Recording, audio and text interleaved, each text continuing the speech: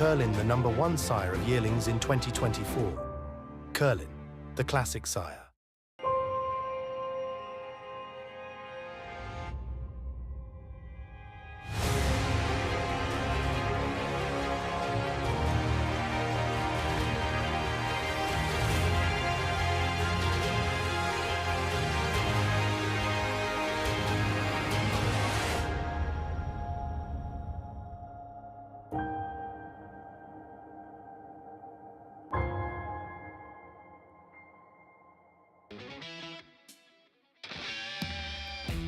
Back on our Sunday coverage on Fox Sports 2. You're watching America's Day of the Races with the 6th approaching the 11-minute mark to post. 50,000 starter allowance, 6 furlong sprint, and really a fascinating race as we talked about what will we get from a 5-year-old that just put in a out-of-this-world performance that he had never run before. 16 prior starts, and all of a sudden, I mean, that was a superstar effort. Can he do it again? We'll see. It's highly unusual. I mean, I know you sometimes you see weird things, horses off the claim, a new trainer moves them up. But one thing that's usually true, they're moving them back to form they once had. A lot of them are older horses that have good back form to go to. And, we talk about that. You find the trainers, and we use a lot of euphemisms, but they're able to get them back to their best races. But as you say, Greg, it's not only that he had never run that kind of race before. He never ran a race within maybe 10 lengths of what he did last time out. And I'm not really exaggerating here, maybe 8 lengths, whatever you want. And it just sort of, I don't know what to say. Whether he runs anywhere close to it again is your guess. Obviously, Linda Rice hopes he did, and she hopes she made a clever $10,000 claim. But I'm guessing she didn't think that was going to happen either. That's Quick Hammer, the one we're talking about. Here's the favorite, though, GT 500, with more on this favorite. Oh, hi, JK. Hello. Hello, Wolfie. How's Andy treating you Is that today? it? No, you're not talking. You're just going to be there looking pretty. We're doing just fine. So far, you're not even doing that, so you might have to work on that. Go ahead. I'm going to go towards thank you, Andy, very much. I'm going to go to the outside here. I completely agree with what you guys are saying about the inside horse. I think while I am going to pick the 6, I think the story about this race is the 1. What are you going to do with the horse that ran that big number? And I don't quite trust it either. But I wouldn't be shocked if the horse runs well. It's just not a horse that I find any need to bet on in a situation like this. GT 500, since moving to Mike Maker's barn, ran extremely well on the synthetic and then came back and ran extremely well on the dirt. That synthetic race was arguably a lifetime best, and then getting back to the dirt, I thought the horse ran well last time as well. I love the draw for this horse. Going to get a pretty similar trip to last time, too, that kind of outside stalking trip that it seems like GT 500 appreciates. And the other thing, too, is when you have a horse towards the outside who's got nice speed, who went 7 last time and is now cutting back, I just love the options that you're going to have in a situation like this. You could be aggressive. You could be forward. You're going to have some stamina to help you get home. But you're also going to be finishing if the horses to your inside go a little bit too quickly. I love this horse's draw in here. And like you guys were saying, that one big number that came out of absolutely nowhere. And you got to deal with the trainer change. Not for me at 2-1. Yeah, we'll see. A lot of question marks with Quick Hammer. This horse, though, favorite, GT 500, sharp form that has been a little more reliable, to say the least. Right. He's more reliable. He actually has run figures that are even not on the dirt, but, are a little bit closer, though Devil's Key ran a big number last time. And he also, it's the obvious stuff. If you're in a race that's competitive and you have some speed and there may be some pace, though the 4 coming out changes the pace, it's not a bad thing to be the one stalking on the outside unless it's a gold rail, so he should be in a good spot. And the public made him 6-5. Jonathan likes him. I like him. How can he win? Back to Hot Springs. Race 5, start of the late pick 5, $30,000 maiden claiming race, 6 furlong sprint. Favorite, the 6 G's Eloise. But we talked about Jane Elliott going to break. Came over here in 2023, first full year, and almost doubled her best year ever in England in earnings. It was a move that certainly paid off. Mig had a chance to catch up with her earlier. So pleased to be joined here by Jane Elliott. And Jane, you've had quite kind of an adventure riding in England. What made you make the move to come to the States? Well, really, I just wanted to experience the American culture, and the racing culture is very different as well. So I galloped for a guy called Brendan Walsh for a while, and then I ended up staying and got myself an agent and started race riding over here. And what brought you to Oaklawn Park? So my agent, Big Steve, he had me in Kentucky for the last couple of years, and he always comes here.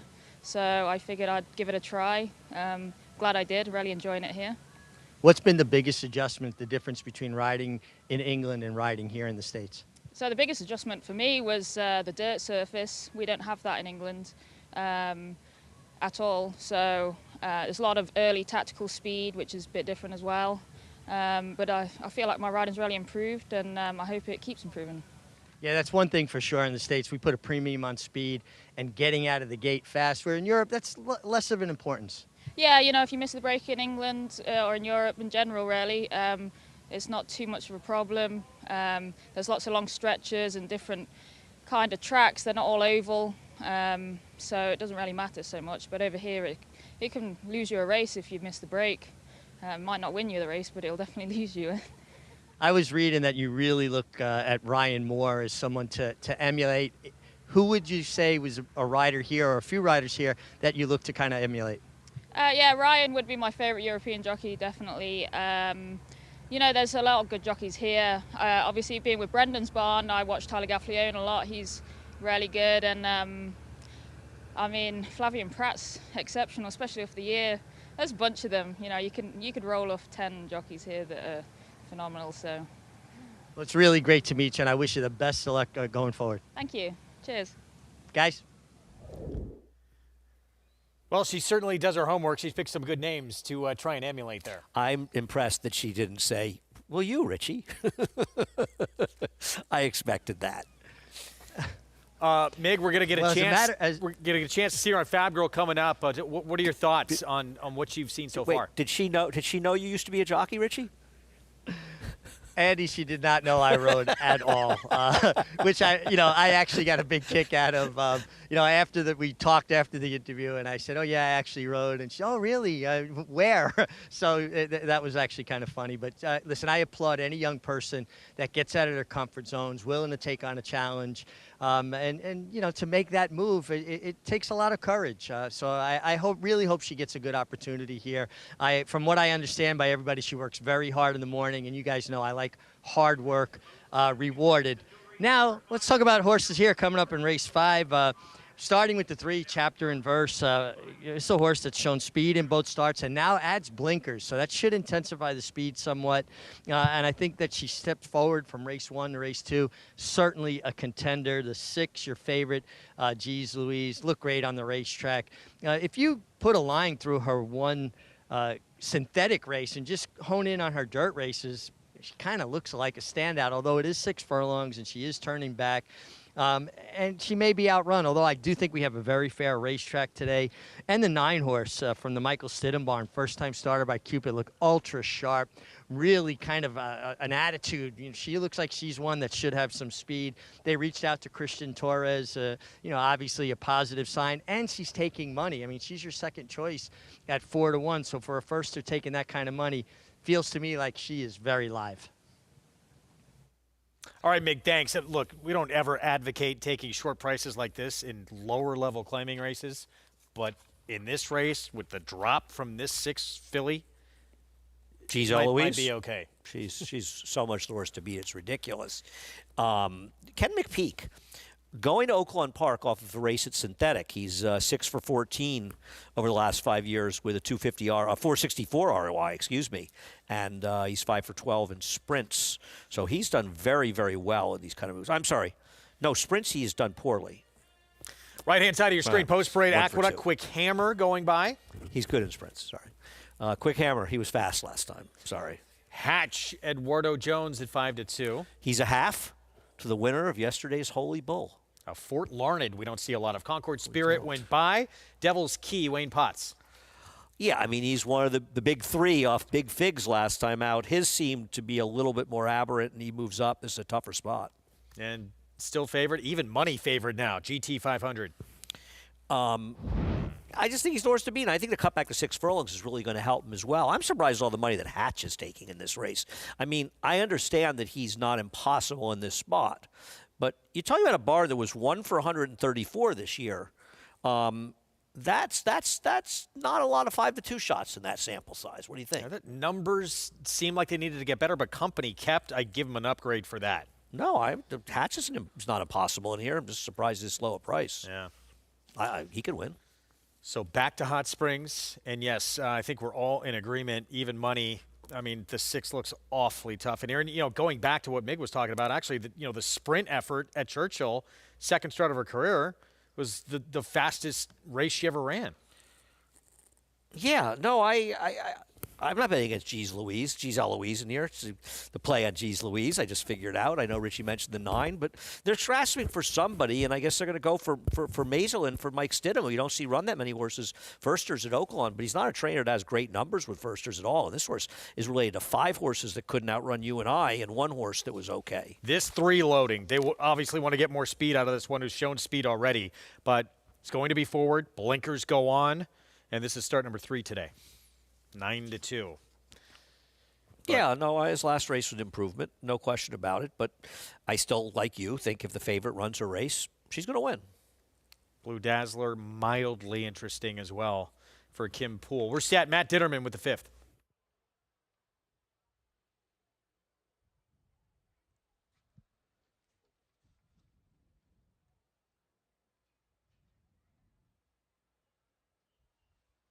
One back. Don't post it to the outside. We're ready to go. And they're off. Tardy break from Commander Dixie, who's trying to make up ground after that beginning. Mazelin up on the pace today, has early lick in the career debut as a narrow lead in the early stages. Chapter and Verses there as well. My spitting image between that pair. Charlie Mike racing in the 4th position. Blue Dazzler joins her. Commander Dixie after the tardy getaway is next. In the meantime, not being persevered with here is Warm Days, who's well behind at the back of the pack. We come back to a midfield position with Peyton's Beauty. Fab Girl to the outside of her and having a steady hard there. Commander Dixie with a bad go, and then Fab Girl had to take up. So did Don't Post It, who clipped heels and dropped out of it. So some problems there for a few horses on the far turn. We come back to the lead. It's still the firster. Maslin showing the way. Blue Dazzler's second, sent along. Chapter and Versus third, losing position though, 4 lengths off the lead in the swing for home. Maslin still on the lead here. Blue Dazzler trying to reel her in second. Then comes Commander Dixie, who's run a huge race, and here comes G's Eloise down the center of the track, charging under Julian Leperoux. G's Eloise catching the eye, and she is a winner. G's Eloise on the class drop, pulling away and wrapped up late. Wins by 3. Maslin second, Blue Dazzler third. Peyton's Beauty was 4th. G's Eloise, just too easy with that drop in class and could have been a much shorter price. Ken McPeak, Julian Leperoux getting set for this 6th here in New York, and that's one with the most question marks in this race. Quick hammer, what will we get? Let's go downstairs to Sarah. That is the question that he's going to have to answer after that career best major outlier big performance last time where he won by open lengths, earning that 96 Beyer speed figure. He has speed though, and that's something that he has shown us consistently. So that is something that he does at least bring to the table. Whether or not he backs that up, we'll see. But I did want to go with a horse that has been running at this level. And while he has a bad case of second-itis, he is a consistent type. I like that Louis Rivera Jr. reunites with the number 2 Hatch. They've had plenty of time to become familiar with each other over the years, and he did get Hatch's last victory a couple of starts ago. We'll see what we get in terms of any speed coming together to set things up for Hatch to hopefully be sitting just behind the pace.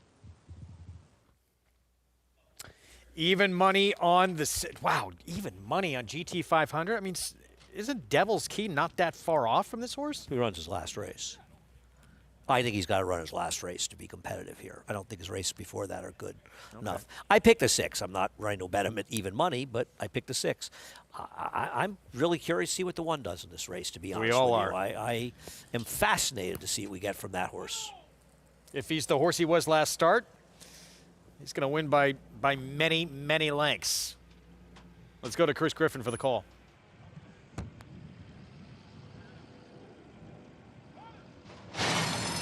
And they're off and stumbling at the start. Unseating the rider was Quick Hammer. Quick Hammer unseated the rider at the start. Eric Cancel appears to be sitting in behind the rail there. Get you an update when we can. But the horses are moving up the backstretch, and GT 500 has the lead. It's GT 500 who's up by 2. Right there in second is going to be Hatch. Then out wider is Devil's Key. Big gap now to Concord Spirit, and the loose horse Quick Hammer, after unseating the rider, is running alone at the back end of the field as the trailer. They're well into the far turn right now, and it's GT 500. GT 500, Devil's Key, and Hatch. The front three have separated well clear from Concord Spirit, who does start to rally on in the pink silks. They've got to catch GT 500 with less than a quarter mile to go. 46-4 was the half-mile time, and GT 500 is showing no signs of stopping. GT 500 now opening up that margin, has a furlong left to get, and GT 500 is still very well in front, and it'll be a comfortable margin late. It's all GT 500. Manny Franco will get the victory. Devil's Key for second. Concord Spirit, then Hatch. Eric Cancel did walk to the ambulance, was up on his feet. Final running time, 1 minute 10.59 seconds. GT 500, easy win. Obviously, unfortunate incident out of the gate. Quick Hammer wound up crossing the wire without a rider. Outriders trying to catch up to that one. Now keep your eyes on the one. We did hear good news. Eric Cancel dropped here, did walk to the ambulance under his own power after this fall. You know, this was one where he stumbled out the gate, like a stride out of the gate, but that wasn't that bad. But then it was another stumble after that. Glad to hear Eric's okay. I think the outrider has caught the one. I see him over there in the far turn. Usual amazing job by the people, the outriders here, and caught up to him, so he's okay. And Eric hopefully is okay, and at least he was able to walk to the ambulance. Like he might have caught a leg in the back as he tumbled to the ground. But great news that he did walk under his own power to the ambulance. Of course, he'll get checked out. I think at that very moment he was thinking, I should have stayed at Tampa. Eric rode Tampa yesterday, but hopefully we'll find out he's okay. Tough. Yeah, that's 6-5-3-2, and it tells you how tough these guys are, too. Yes, and also once that happened, not saying that GT 500 wouldn't have won the race, but once that happened, it took the other speed out of the race and allowed a horse that was the horse to beat anyway to literally be walking on the front end. And so he probably was going to win anyway. Ran a big race, but unfortunately we didn't also get to see what the one could do after that effort last time out, but just hoping that Eric's okay. 6-5-3-2 finish, even money favorite. With an easy win, Manny Franco aboard for that victory. Back in the Southwest, Speed King showed he could certainly take his speed longer, winning at 1 mile and 1/16. We'll tell you what's next for him, and is he a serious contender on the road to the Derby?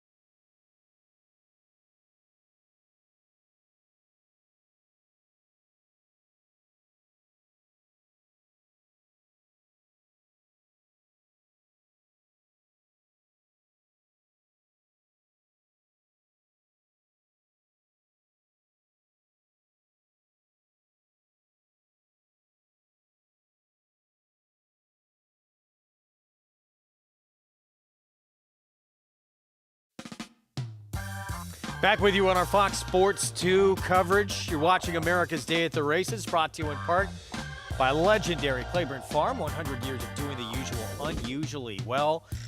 GT 500, this win made incredibly easier when the one stumbled, lost the rider out of the game. Yeah, no. Listen, he ran a big race, and you can assume there's a good chance he would have won, but you don't know. But it also really changed the dynamics of the race as well, because the one is a fast horse, and even if he wasn't going to win the race, he figured to make his life a little hard in the front end. Instead, it turned out to be an absolute cakewalk for him once he went at 23-1 first quarter.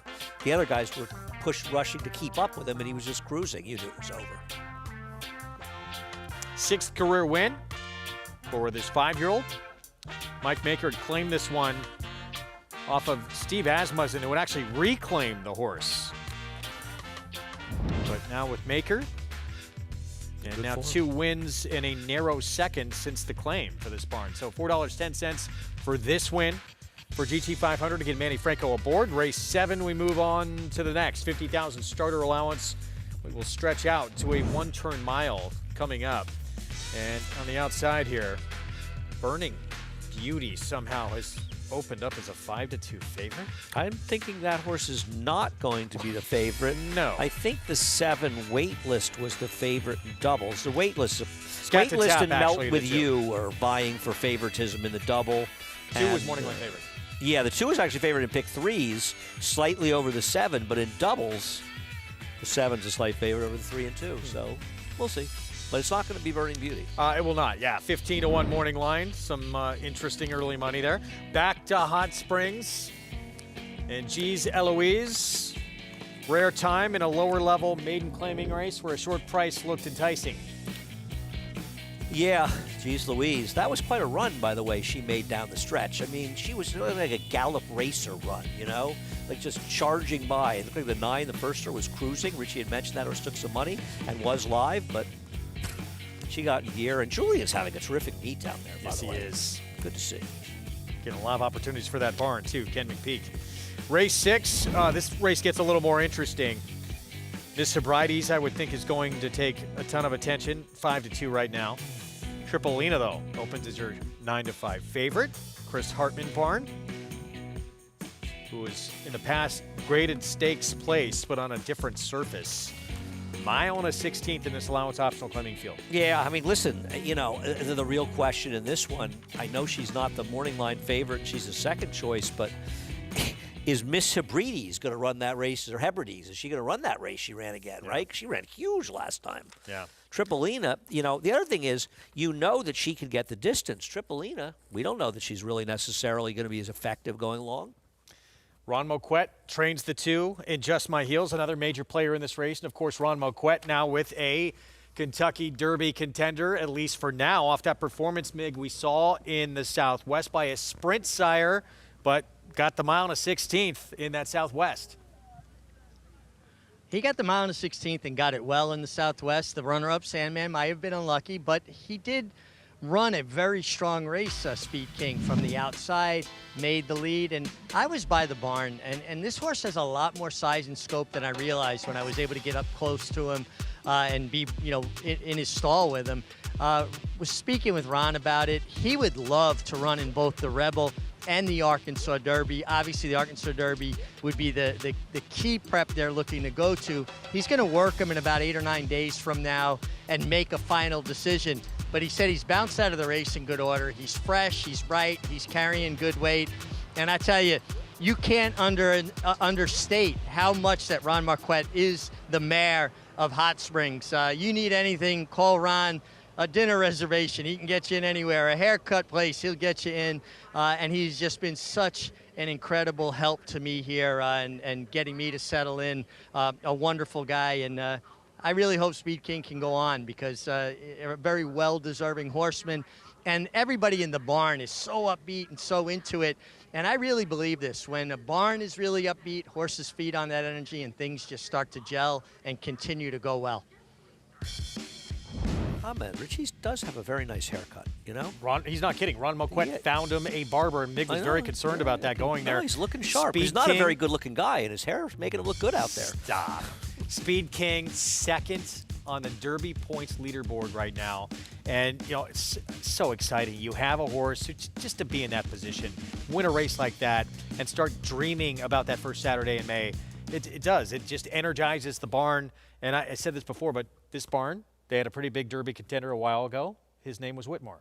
Wound up becoming Breeders' Cup Sprint winner, one of the best sprinters in the country. So you're saying Speed King's going to eventually you become just a very never good know sprinter. how it's going to pan out. No, I agree. Listen, it's an exciting time, and every trainer will say the same thing.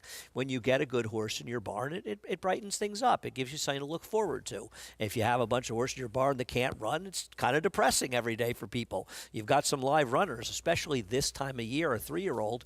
It's going to make things a lot more exciting. Yeah, we're excited for him. We'd love to see Speed King keep things going. And, you know, obviously, as Mig alluded to, Sandman very unlucky in that race, had that terrible beginning.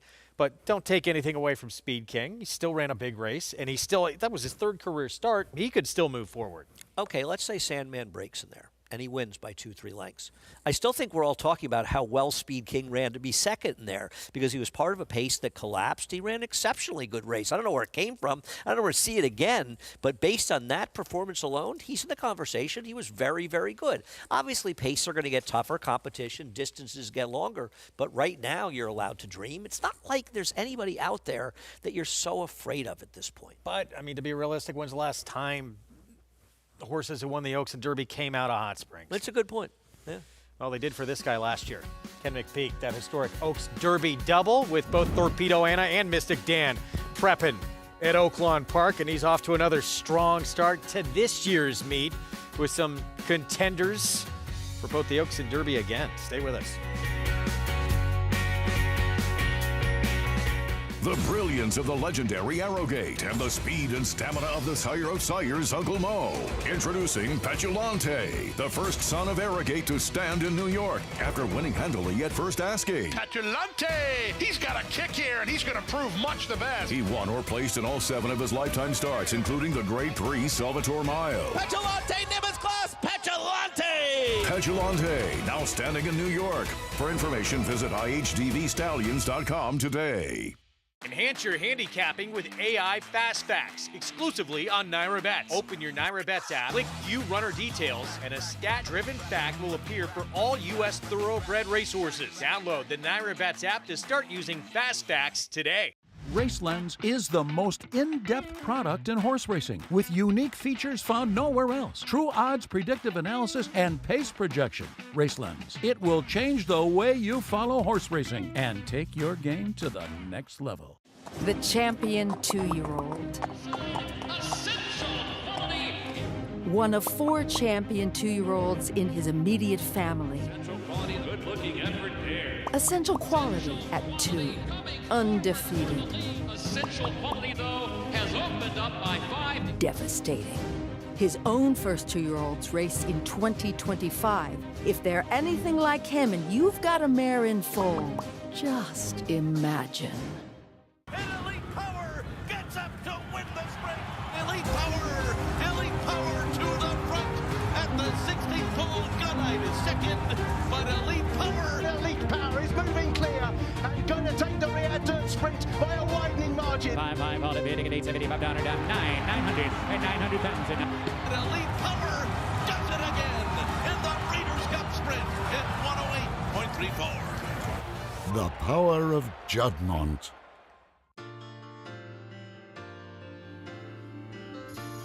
Back with you on our Sunday coverage. You're watching America's Day at the Races, in case you didn't know.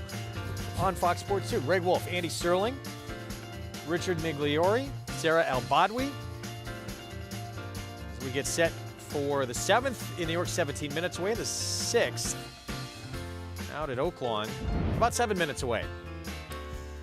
And this is a look at the field. Coronage for this mile, a 16th allowance optional claiming field. I'm with you. I mean, Miss Hebrides, the 7, McPeak, Leperoux. That was a huge performance last time out. We'll get to that one. Marisol Sugar went by for John Ortiz.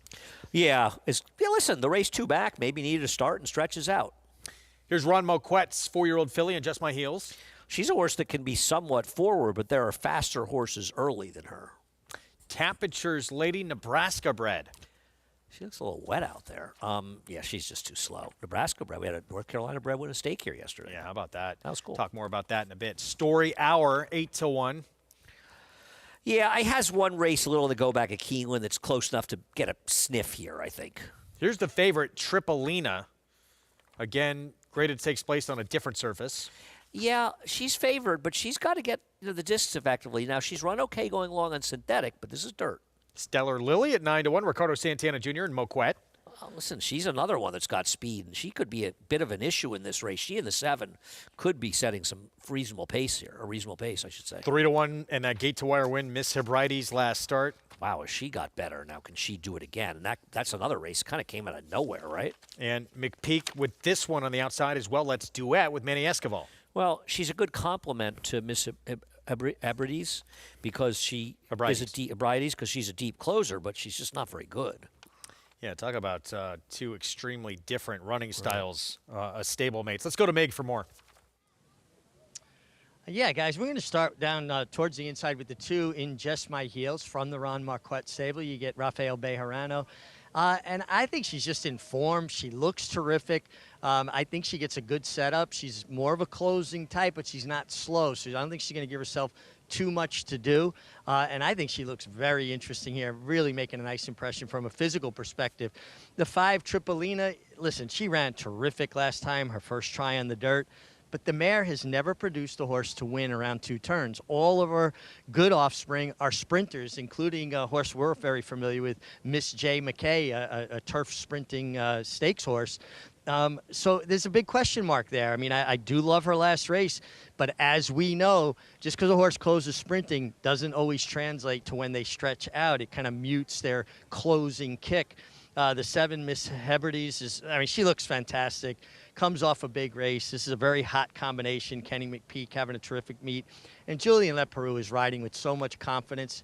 He didn't forget how to ride. He was in a bit of a slump for a while. It's about confidence. A rider does not have the luxury of second-guessing themselves, particularly in the confines of a race. You've got to be sure of yourself and go forward, and when opportunities present themselves, seize them. And when you're not confident, you second guess, and that moment is gone. I think he is just riding as well as he's ever ridden right now. And listen, Ron Marquette has another horse in here that has speed in Stellar Lily, and it could really set up well for the 2 in Just My Heels, particularly if Tripolina can't stay the trip. Mig, thank you. 4 minutes away, 3 minutes now from this 6th race. We're going to be shifting temporarily away from Fox Sports 2. We're going to go to the Fox Sports app for just a little bit, and hopefully it's a short stay, and then we'll be back on FS2. But for now, about 20 seconds, we're going to head to, again, the Fox Sports app. We want you to go to the Fox Sports app, but I just want people that can't get there to know Greg promised me he's not going to say anything smart until we get back on FS2. But then it's going to be a torrent. Saving it. Saving all the good for stuff. when we return. Don't worry. Don't worry. See you over on the app.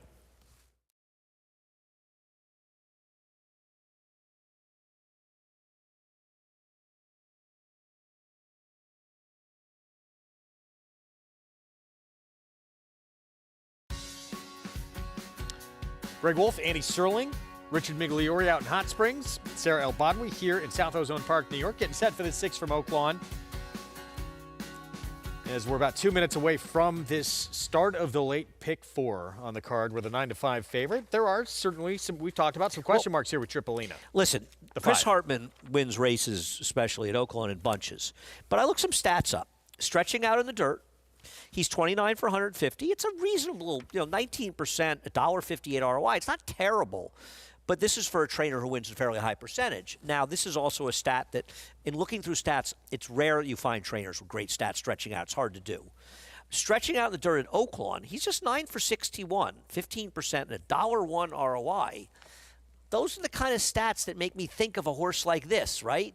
And I just don't know if this is a great bet at a short price. I don't know the 7 can run that race again, but I'm more confident she can get the distance. Did 1 second in a Group 3 on synthetic at 1 mile and a 16th with a next out winner behind her. JK, your thoughts here on race 6 from Oaklawn? Yeah, guys, I'm going to go to the rail with Marisol Sugar. Marisol Sugar? I don't know. I think I'm saying that right. This is a horse who came in off a 170-day break last time and was sprinting and didn't run very well, but that's okay. I'll forgive that performance because if they can find a way to get back to what happened 2 races back at Ellis Park, got a 110 time form U.S. figure, ran extremely well that day. A horse that hasn't really had a good performance since July of last year. There's an opportunity to grow up from 3 to 4. I just think that this horse is very interesting as a horse that could take a step forward. Yes, Tripolina makes a lot of sense. But at this situation, when I'm hoping this horse can improve and kind of get back to some of those back numbers, and you'd expect maybe a little bit of improvement just with maturity, I'll go with the price horse down on the inside, Marisol Sugar. Yeah, look, this one had back-to-back performances, I believe second and third starts of her career, where she ran figures that put her right in the mix against this group. She's a crazy price in this race. I mean, maybe she can't run anymore, but I don't understand second off it. a layoff, I mean, you could certainly look at her record where she debuted going long. Her shortest race was 7 furlongs, to be fair, where she ran a very big figure, but it's not like they ever showed an inclination to want to go short. Now they're stretching out second time. Yeah, and you clearly using that as just to come back, get it out of the way. At most, she should be 8-1 here? Yeah, I mean, I'm not saying, right, I don't think anybody here, including Jonathan, is saying she should be a short price here. All right, Jonathan, you're going to cost me some money, so I agree. Valid points. Yeah, that is way. Look, sometimes too, you find gold by finding horses who are way too big a price than they should be. Yeah. No, I mean, maybe the horse just can't run anymore, and she clearly did not run well at all in her return race. But let's be reasonable. She was 25-1 in there. Now she was nowhere relative to the favorite in here, who was 10-1 in there. I don't love her last race, but I think you're getting paid at 16-1 now. I don't know. Feels like a fair gamble. Well, too, and it's tough. I mean, she won and debuted at a mile, so they obviously, I'm not too concerned about her coming back in a sprint. Well, I'm saying the sprint it just feels like it was a prep. Yeah. The only thing you could say is she did run her best figures going 7 furlongs of time before that, but maybe the race just came up and they're looking for a spot. There are arguments to be made for this horse that is more reasonable than 16-1. Having said that, Miss Hebrides, that huge performance last start, does she have to, 7 here, have to have the lead to win? Well, I don't know. I guess we'll find out because I imagine the 6 is going to go in this race. And Julian's not the kind of guy that's going to set up. She has won. No, she stalked when she won. She broke her maiden second start. That was at Saratoga, race taken off the turf. 5-2 on her for the McPeak barn. Matt Dinnerman, here's race 6, Oaklawn. Pitcher's Lady goes it. Miss Hebrides. Story Hour. Into the outside post. Let's Duet. Usually one that comes from off the pace. She'll take back and make a run today. One of 2 runners trained by Kenny McPeak, the other being Miss Hebrides, the 2 outside runners, the McPeak duo. We're ready to go. And we're off. Temperature's Lady was slow to go. No problems from Story Hour. And Stellar Lily, where she likes to be, on the lead. Stellar Lily strides out, takes the lead from Story Hour in the second position. Miss Hebrides asked to stalk the pace today. She was on the lead last time after she won that day. She is stalking today into the first turn run. Marisol Sugar in the fourth position, followed by Tripolina on a snug hold fifth as they're pretty strung out here. In Just My Heels 6, 2 lengths ahead of Temperature's Lady. And Let's Duet well behind, at least 20 lengths off the lead. They are very strung out, and Stellar Lily wings it on the lead, is opened up. Stellar Lily takes a hold of the bit and sprints about 4 or 5 ahead of Story Hour, the gray, in second. There's a gap of 2 to Miss Hebrides. Marisol Sugar to the inside, a length and a half to another pair, Tripolina, and In Just My Heels, who moves through between horses in Just My Heels as they approach the half-mile pole. Space of 4 to Temperature's Lady and 7 back to Let's Duet. Still well behind as they go into the far turn. Stellar Lily well clear on the lead. It's Stellar Lily into the turn.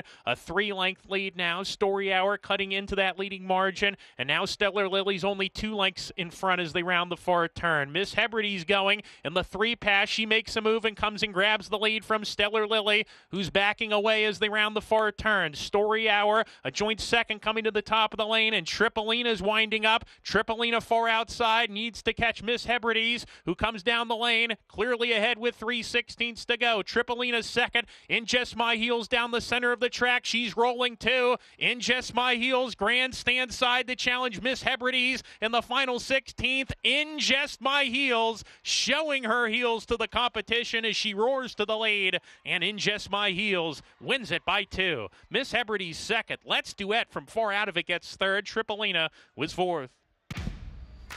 In Just My Heels, rolling down the stretch for the Ron Moquette barn. She's now 5 for 12 lifetime.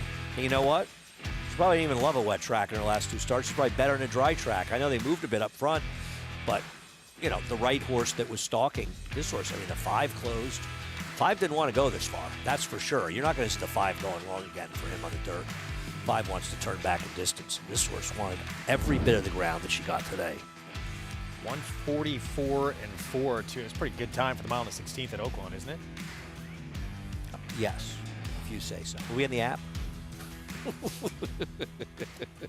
Back to New York. The 7th race 5 minutes away. I like a horse in here. 1 turn mile coming up, and we have a rider change. Katie Davis will be filling in for the injured Eric Cancel. He's going to be off the remainder of his mount, so she will ride the 8 Burning Beauty. You just got to look at her there. Jose Lescano will fill in for Cancel in the 8th Unpolitical Spin. And hopefully Eric's okay. It's just one of those things where you're shaken up and they want to be careful, and hopefully he'll be okay. And we'll see him back riding on Thursday. He was, if you didn't see it, his horse stumbled the start, and he was unseated at the start of race number 6. He did get up afterwards on his own, so hopefully it's not something that's going to be a problem for him. And by the way, this is the horse who opened. We were shocked about it. Opened as a favorite, the 8, and there's Katie Davis. That's still taking money at 9-2 from a 15-1 morning line. Yeah, but it's going to be a much bigger price by post, and I think you'll see the 2, the 3, and the 7 vie for favoritism. I like Melt With You, who's had less than special trips in the last couple of starts, and I think he'll benefit from getting Savacci on board. Not really the rider's fault, 2 back on a sloppy seal track, breaking from the outside post, breaking out about 3 or 4 paths, never could get in any kind of right position. And then last time, it was the rider's fault. It was a very poorly judged ride. I'm not really sure what the thought process was. So I think the upgrade to the rider will really help a lot today. Post parade coming up in a moment. There's Jose Lescano. Just went by on the 5, blown cover. Linda Rice runner. Both her runners interesting in here. The 7, wait list as well. Second back off a few months away. Yes. Sorry, Sarah had some, I thought, interesting thoughts about the 5. I'll let her share them when she comes on. Here's Ragazzo Diabolico. Yeah, it looks like the speed. Scat to Tap, 4-1 on the morning line favorite. Yeah, I don't love this horse. I think he looks better on paper than he is. He's just kind of a clunk along, and I think the only way he can get it done is if the race completely falls apart, which I don't see happening. Blinkers on, Melt With You, the 3. Now, he doesn't have a lot of speed, but he could be a little closer today. JJ's Joker, Wayne Pottsbarn. Another horse that could be closer. I just wonder if he's necessarily good enough. 2 from Linda Rice. Here they come. Blown cover off since July. Yeah, interesting. He's not running for a tag coming back, but he's running very sporadically for Linda Rice. Waitlist has faced some good company. He has. Now, he had a better trip than 3 last time as they hit the wire almost together. And Burning Beauty, again, Katie Davis filling in for the injured Eric Cancel. Comes off a second-place finish, was probably the best effort that he's ever shown, and that's always a good sign. But I feel like he's in a little bit tougher, at least today. So favorite right now, Wayne Pottsbarn has 2 of them in here. It's the 3, Melt With You. For Potts, as we go down to Sarah. Wide open betting board that we're seeing here, and it's a wide open kind of race as we are going to take a look at the number 2 Scat to Tap, who's been in good form over the last couple of starts where he's been able to run his race. He's a horse that doesn't possess early speed, but he was able to get the victory 3 starts ago and then run okay, finishing 4th in a start after that, and then 3rd at a big price in his next start. He makes sense in here. I don't have any major knocks against him, except that you are going to get a much bigger price over the last 3 starts, and you're not going to get quite that today. The horse that I have a little bit of interest in is kind of an all or nothing type of pick, and that's the number 5 Blown Cover, who just may not be able to run very fast, or could potentially be one that has a little bit more forward position than some of the others in here. He's coming off an extended layoff, and as mentioned, I think it's very interesting that trainer Linda Rice opts not to drop this horse in for a tag. looking at his race 2 starts back at Keeneland April of last year, where he was claimed out of there for the $50,000 claiming tag, he was forward, and he didn't exactly run well in there by any means, but that was the only 2-turn dirt race at Keeneland that day. And I thought it interesting that your top 3 finishers spent a significant portion of the race towards the inside, whereas he was always caught a little bit wide. It may mean nothing. It might mean something with the second place finisher of that race having been 18-1. But what I like about him is that he at least is going to be protected in here. I'm going to lean optimistically, as his trainer is, that he's going to show up with some speed in here and potentially have the jump on some of the other horses that do possess a little bit more recency, though he will have to improve. 5-2 favorite remains the 3. Melt With You. Would have to think, and I don't know if the 1 can make any impact in this race, but certainly that horse is going to fire out of there and go, right? If you want the speed, you like double-digit odds on your speed horses, you're betting Regazzo Diabolico. The problem is that it's very hard to make this horse good enough to win. So the question you ask yourself is it going to benefit the horse's stalking? The horse's stalking probably going to be blown cover with a scratch of the 6 sitting outside of him. Listen, I get what Sarah's saying. I know Linda Rice, when she's aggressive, it's usually a good sign, and she could have no problem dropping this one. I don't particularly like this horse, but I don't think there's there isn't some logic to what she's saying, and he's a reasonable price. Obviously, her horse, the 7 that's run, makes more sense in this race. She's not a horse, though, that's going to be that forward in this race, and that may affect her chances a little bit. But that's the same for Scat to Tap. At least I'm hoping Melt With You can be a little bit more forward, but he's not exactly a speedball either. 7-2 on the morning line favorite. Let's get more on Scat to Tap from Jonathan. Yeah, look, I mean, we talk often about these one-number type horses, and the last number was definitely the best. But I'm okay with it to a certain extent because it was a gradual increase. Once they got back to the dirt, you know, this horse had the turf race, and then he ran pretty well on the dirt, and then he ran even better, and then a little bit better with a trip. And then even better. So I'm hopeful that while that number kind of stands out against the competition here, you could sometimes look to go elsewhere because you don't trust it. But the gradual way that it came about, very different than what we saw a little bit earlier on the card with Quick Hammer, right? Where bad, sensational. I think what you get here with the 2 is good, a little bit better, pretty good. I think that gradual increase makes it a little bit more comfortable. My problem with the 2 is not that he's not fast enough. He is fast enough. The problem that I have is he got a perfect trip when he won 3 back, and otherwise I find him one of those horses that just sort of clunks along. So I just think he needs this race to totally fall apart at the end. And given the relative lack of pace, I just don't see that happening. Just my take. Favorite is the other Linda Rice runner. Sarah had talked about the 5 blown cover. The other one, Weightless, the 7. That's the one Kendrick Carmouche is aboard. Second back off a short layoff. And that's the one who had been facing pretty good company. Treaty Obligation a couple of starts ago. Was second in a race at Monmouth against some decent company. Wide open race. We're set for the 7th. Chris Griffin, the call. Goes in. All set. And they're off. JJ's Joker flew out of the gate from in between horses, but will take back. And at the rail, here's Ragazzo Diabolico. Is now going to assert. Ragazzo Diabolico is now ahead in front.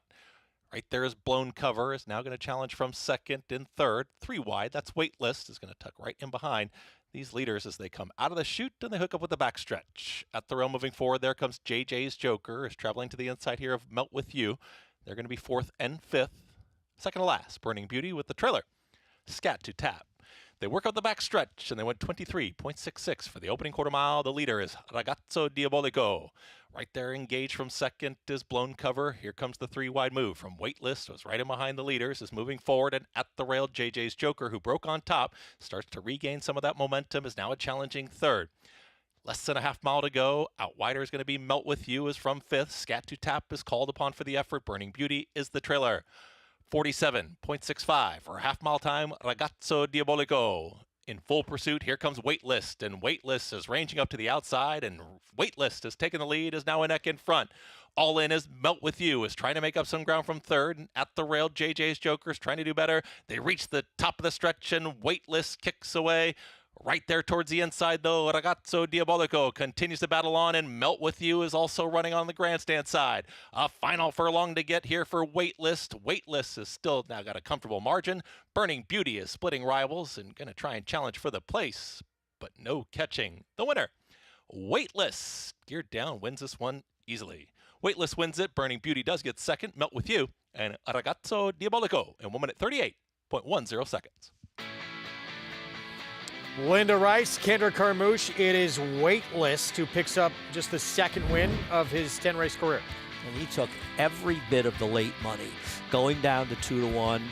The 2 and the 3 both gone up to 3-1 and 7-2 because of how much money this horse took.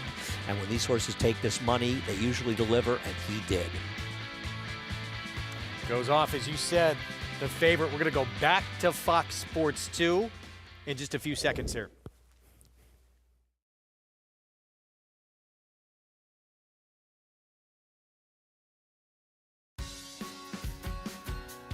Back with you on Fox Sports 2, short time away. Thanks for sticking around with us. You're watching America's Day of the Races with live coverage from Aqueduct and Oaklawn Park. Greg Wolf, Andy Serling here in studio in South Ozone Park, New York. And we just saw a Waitlist for Linda Rice.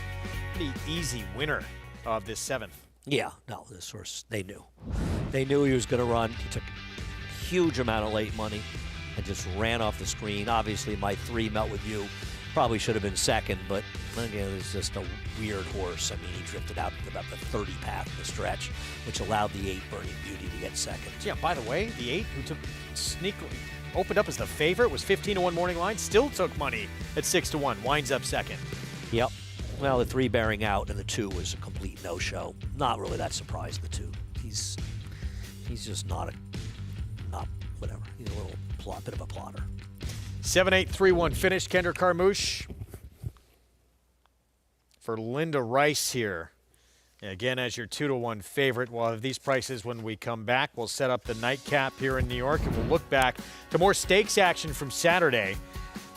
Maximus Meridius, a barn that always comes here ready to run. Butch Reed does it again in the toboggan, and Volleyball Princess, she was ruthless in the Ruthless.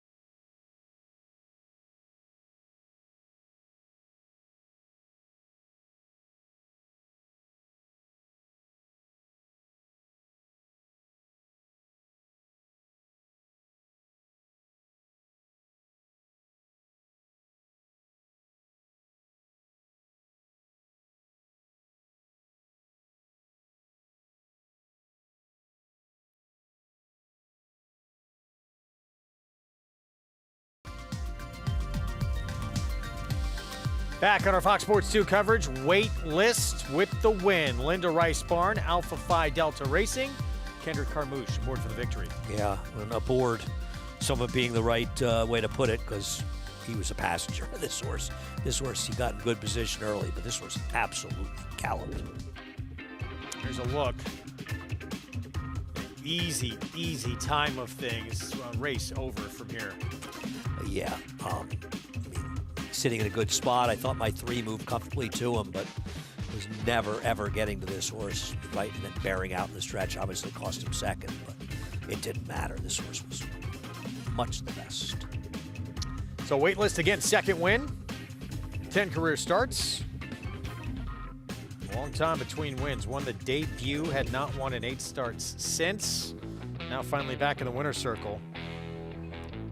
And returned $6.40 for that victory. Burning Beauty. Now with you, complete the trifecta. Race 8 to close out the Sunday card. $16,000 claiming race. All for sale for that price. Horses who've not won 2 lifetime. Traveling 7 furlongs. The 7's favored right now, Accelerina for Rudy Rodriguez. Yeah, very close with the 6 and 7 with the 1 and 2 there. So we'll probably see some relatively similar prices among about half the field as we close it out. Obviously, the Withers, very exciting race yesterday. Anytime we have Derby preps, we love it. But Toboggan, probably the best race on the card, loaded with talent. And Maximus Meridius, we're getting used to seeing Butch Reed runners bring their A-plus efforts when they come to New York. The 1, 2, 3 finishers in the recent Gravesend finished 1, 3, 2 in this race, but Maximus Meridius has helped when the sort of odd decision to rate Nelson Avenue occurred, and it allowed him to set a very slow pace, but he's as game as they come. Turning away Running Son of a Gun, who really is a remarkable horse. It took him a couple of starts to get back in form when he came off the layoff for the Toscanos, but he just runs well every time and came up just very, very narrowly short there. Nice effort by both these horses. And Maximus Meridius, he's just really been improving for Butch Reed, a nice horse. 5 wins, 4 seconds, as you see, from 15 career starts. It's the best number he's ever run. Early on, 4-year-old campaign. We'll see what he can develop into for Butch Reed. Very positive sign. Is, of course, already has run some very big efforts. But now stakes winner in New York, good for him. And obviously, you know, the big favorite in here, not his day. No, he didn't run. Uncharacteristically, he's a much more consistent horse than that, Coastal Mission. He had a good trip. He made a little move in the turn, and he just wasn't good enough. And maybe he didn't win his best race, but maybe he was running against horses that are just a little bit better, at least right now. We used to seeing a lot better from him. I agree. But it was also a very good race. And I think, you know, sometimes you think these races aren't going to come up that strong in the winter, and this was a pretty solid group. Ruthless Stakes, 3-year-old fillies. And where did this come from? From Volleyball Princess. Leads every step of the way at 10-1. No idea where this came from. This is a performance that looks like there must have been a bias, right? There must have been something carrying this horse along. It wasn't the case at all yesterday. This is a horse that ran huge. I mean, it helped a little bit nobody else showed up. And when horses win by 10, 11 lengths, it's usually partly because they've run well, but also a function of the others not running well. But that shouldn't take away from the fact that she got a solid figure, like a 79-ish buyer, I think, in here. 77. Winning the 77, which, I mean, is a very respectable performance. And I think if you said, I'm confident X horse will run 77 here, you said, I'll bet that horse. She looked good. I don't know where it came from in her 3rd start, but she really improved. We'll see. Good time to improve. 18 buyer points better than she had run the start earlier.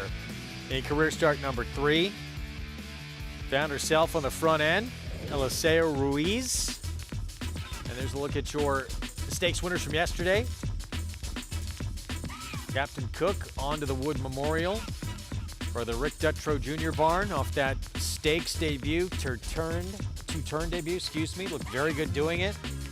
We may have a new Derby contender as well. It was a fun Saturday here. Yeah, and another thing about Captain Cook, and this horse, for those not familiar with, sold for $410,000 at auction after the debut. It was the dispersal of the Mary Lou Whitney stable. Mary Lou obviously passed away a few years ago, but I don't know if anybody's unaware, but her husband, John Hendrickson, passed away suddenly and way, way too early this summer, so there's a dispersal of the horses. Feel a little bad for Norm Cassidy, who was training these horses for John and had the horse, but they swooped in and went in for $410,000. Happy for Vinny Viola, who bought him. But it's nice also that this horse runs a little bit in the name of Mary Lou Whitney as well, being there. And I'm sure that's something that Vinny Viola, who owns the horse, is acutely aware of.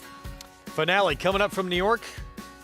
When we return, we still have a lot to come, including the feature from Oaklawn, so don't go anywhere. We'll be back with the post-parade from the 8th and Aqueduct next.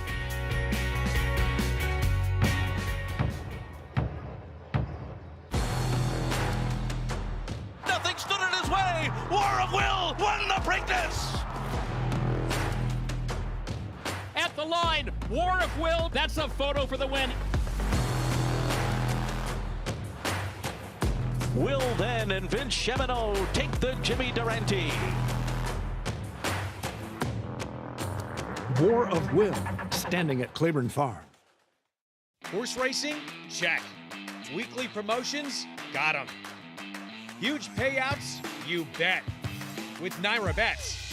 Download the app today and bet on any track, anywhere, anytime with live HD horse races, betting tips and tutorials, expert picks, and more. You bet with Naira Bets. Join now for a new member bonus at NairaBets.com. Introducing Peace and Justice, new to New York in 2025. A proven sire with over 200 wins, 16% wins per starts, and one of only 2 New York-based stallions to have a graded stakes winner at Saratoga in 2024. Now, with 3 different racing surfaces coming to New York, and with New York breds running for equal purses as open company, Peace and Justice is the sure choice for 2025. Peace and Justice, now standing at Irish Hill and Duchess View Stallions in New York. The Fasig-Tipton Kentucky Winter Mixed Sale. The last mixed sale before the start of the breeding season. Featuring racing broodmare prospects, yearlings, and mares in foal to the sport's top sires. Recent grads include multiple Grade 1 winner Adair Manor, graded stakes winners Fastest Flight, First Peace, Leave No Trace, Olivia Darling, and Running Bee. Kentucky Winter Mixed, February 3rd at Fasig-Tipton in Lexington, Kentucky. Where will you be? Back on our Sunday coverage here on Fox Sports 2. You're watching America's Day at the Races. Oaklawn 5 minutes away from race 7 coming up. We just saw the Ron Moquette barn win with In Just My Heels. We talked about his Derby contender, Speed King, showing promise in that Grade 3 Southwest victory. Rebel may be next. This next race coming up, 6 furlong sprint for Arkansas bred maidens trying to get that first victory. Let's go to Richard Migliori live in Hot Springs. Yeah, Greg, we got a nice full field of Arkansas breds here, and we're going to start down towards the inside with the 2. Beecha making her second start, daughter of Omaha Beach. Rafe Bellerano sticks, and he also adds blinkers here and LASIK, so a little bit of a makeover for this filly. I thought she ran really well on debut. Was a little bit slow early, took kickback, had angle out to the clear, but really leveled off, and I thought she finished with interest, and I think she is very live here. The 4, very cosmopolitan. A filly we actually saw during the summer in Saratoga for Ron Marquette. Made a really nice impression, and Ron's barn is going good. And we talk about that when there's a good energy, positive energy in a barn, horses and pick up on that energy, and the barn is just going really well. And this horse looked fabulous in the warm-up. Another one adding LASIK after being a beaten favorite last time. The 9-horse Miss Macy ran extremely well on debut, and a filly that carries good weight, and I got to think that race probably helped her move forward from a fitness standpoint. I was talking with her trainer, John Ortiz, who grew up in the shadow of Belmont Park. I remember him as a little kid in Bill Mott's barn when his dad was working for Bill Mott, and I'd be out hustling in the morning, and he'd be there walking hots when he was 10 years old. So it's really good to see him having such a successful run as a horse trainer, and he and I were reminiscing about Sewanaka High School, where I actually took some night classes when I thought getting a GED was important. Of course, I never followed through and got it, but hey, what the heck? You guys still pay me to talk. No, I just really, you need a GED to work for us, actually. So, Richie, have a nice trip home. But, I mean, that's the end, right? Got his education at the racetrack.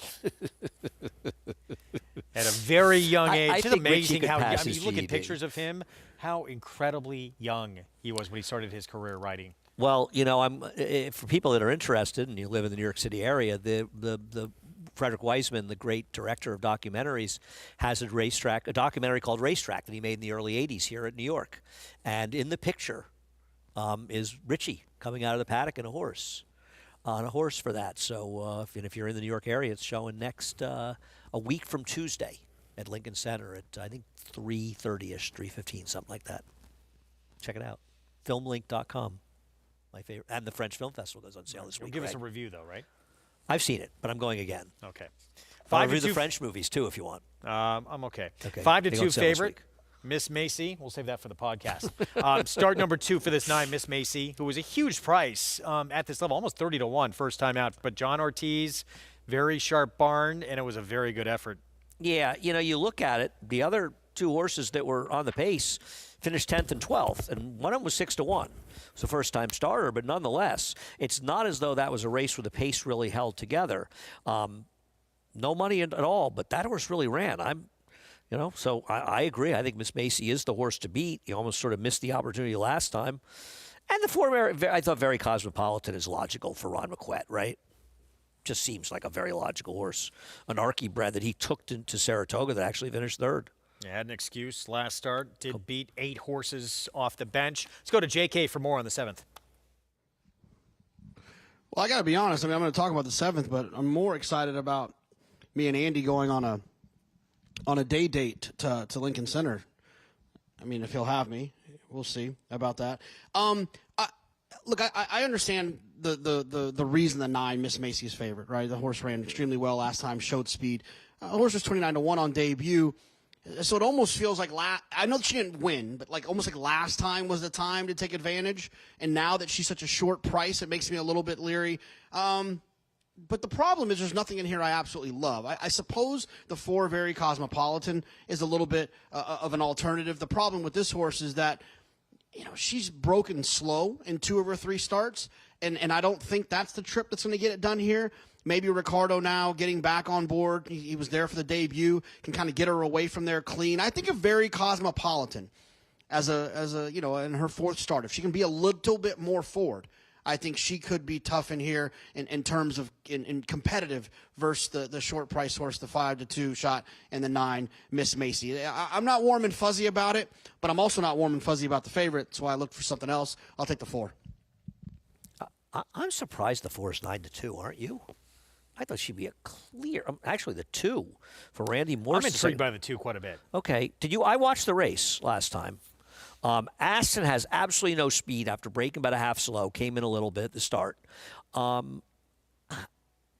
don't know. I wanted to see more. What do you like? Just took money first time? Well, of course, yeah. I mean, debuts can mean very little. It's almost sometimes it can be just get it out of the way. Well, she was bet, though. She was supposed to run better, right? But you get blinkers on now. You get LASIK, so at least some changes that can certainly help. And maybe she does have at least a little bit better speed in her than we saw in the debut. But there's nothing like start number 2 to help you get a lot better than anything else. Yeah, looking at multi-race bets, the 4 is going to be the favorite by post time. I know it seems sort of crazy, but really? I'll be very 4 is up. The fact that the more likely second choice is, I'm not sure. The 2 and pick 3s is higher. The 9 and 10 are taking the money in the pick 3s, where the 4 is a substantial favorite. And in doubles, the 2 is actually favored over the 4, and the 10 is the 3rd choice. So then, at what point do you say? I mean, the 9 could become very enticing here. At what price to you? Well, I don't know, but I'm projecting the 9 probably goes up to 7-2 or 3-1, wow, or 4-1 even, and the 4 comes down to 3-1 or 5-2. But we'll see. It's getting kind of late, but I don't know. I'm not going to be surprised when there's a massive odd shift. She could be in front again, just as she was pretty early on, Miss Macy, the 9 in that debut. Matt Dinnerman with the call. Here's the 7th.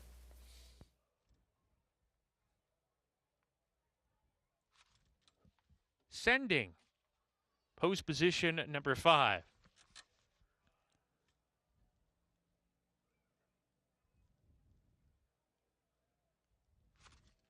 Cole Sadie goes in, 2 back. Pick me up at midnight.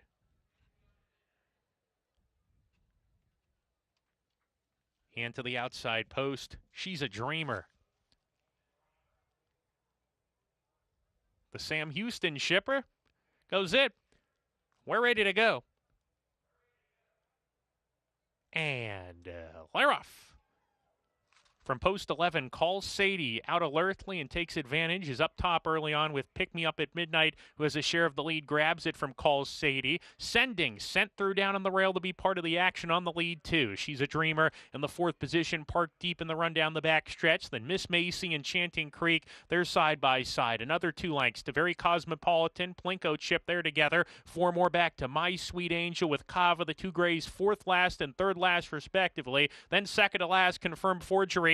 And Beecha is void of early pace, and his last will have to pass them all around the far turn. Sending Kelsey Har on the lead by a length. Pick Me Up at Midnight bows out. Calls Sadie coming on into second, and here She's a Dreamer 3 deep. Miss Macy behind those 3 is looking for a spot to go. She's got horse with McKenna Anderson at the top of the lane. They're down the stretch here. She's a Dreamer challenging Calls Sadie on the front end. Miss Macy still behind the leaders in 3rd with Plinko Chip. Both runners not quickening at the moment, and She's a Dreamer kicks away. She's a Dreamer, 16th left, has a 3-length edge within a blink of an eye, and She's a Dreamer in lifetime start number 2 will win it. The Texas shipper reports home 3.5 ahead.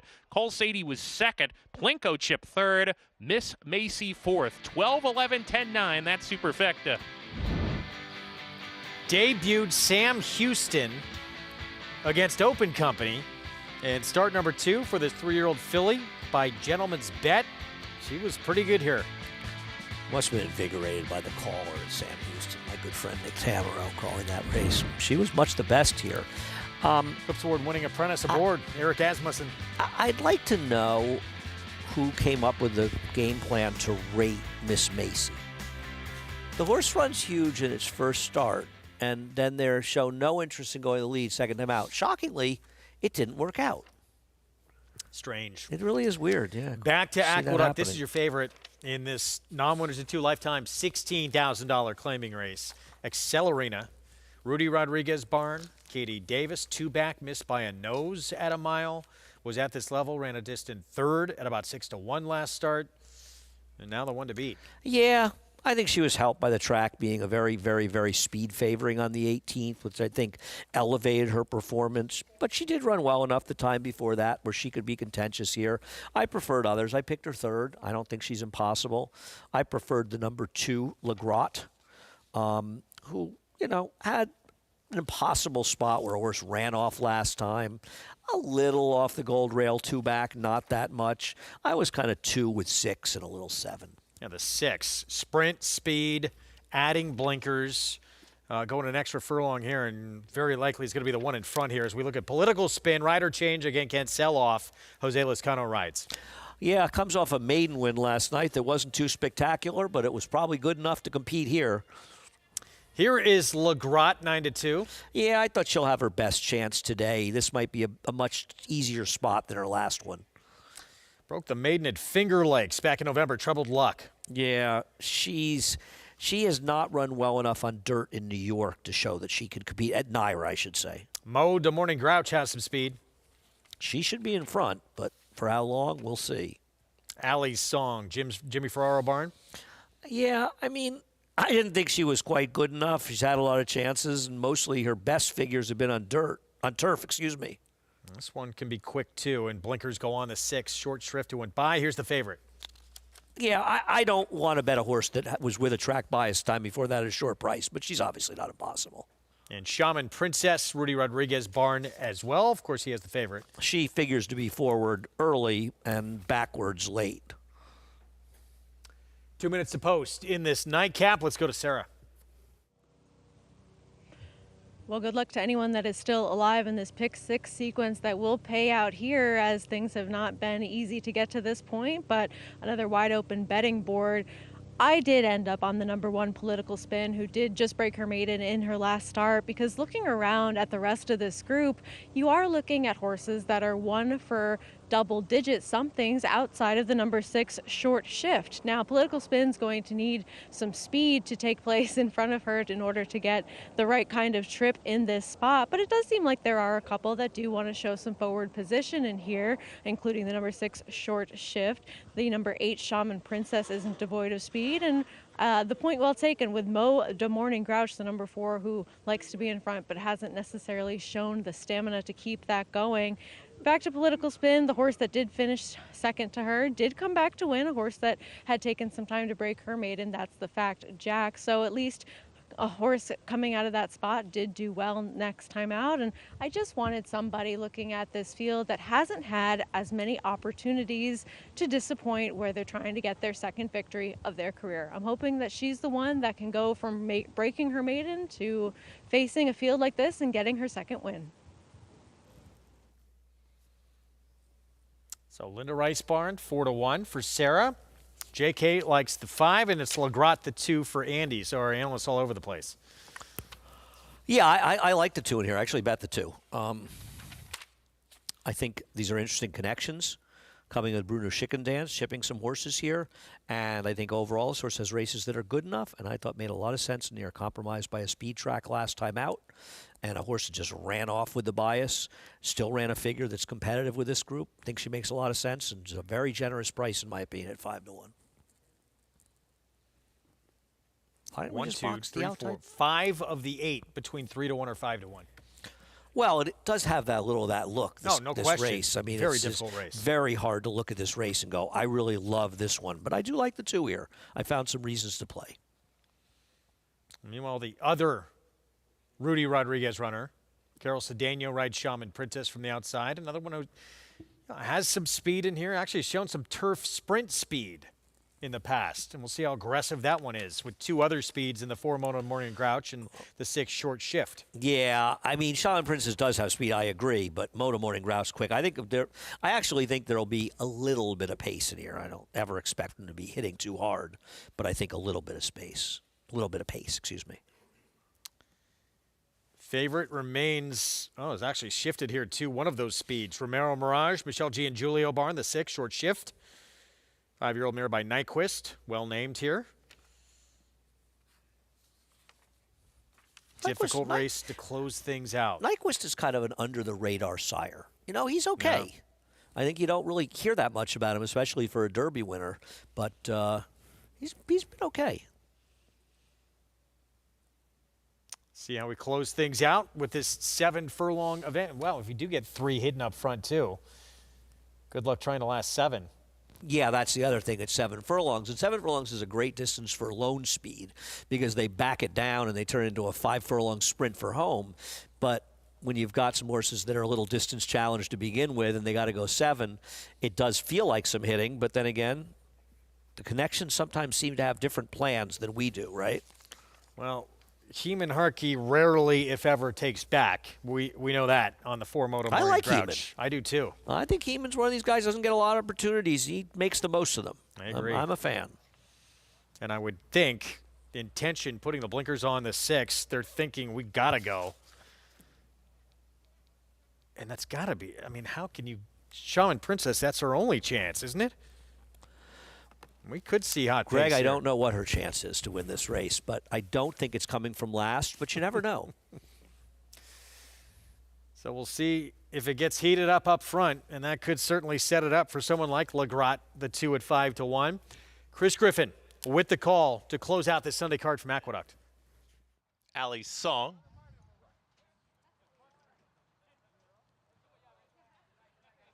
LeGrot goes in, short shift, loading quickly. Accelerina, Troubled Luck. That'll leave 2 out. Moda Morning Grouch and Shaman Princess.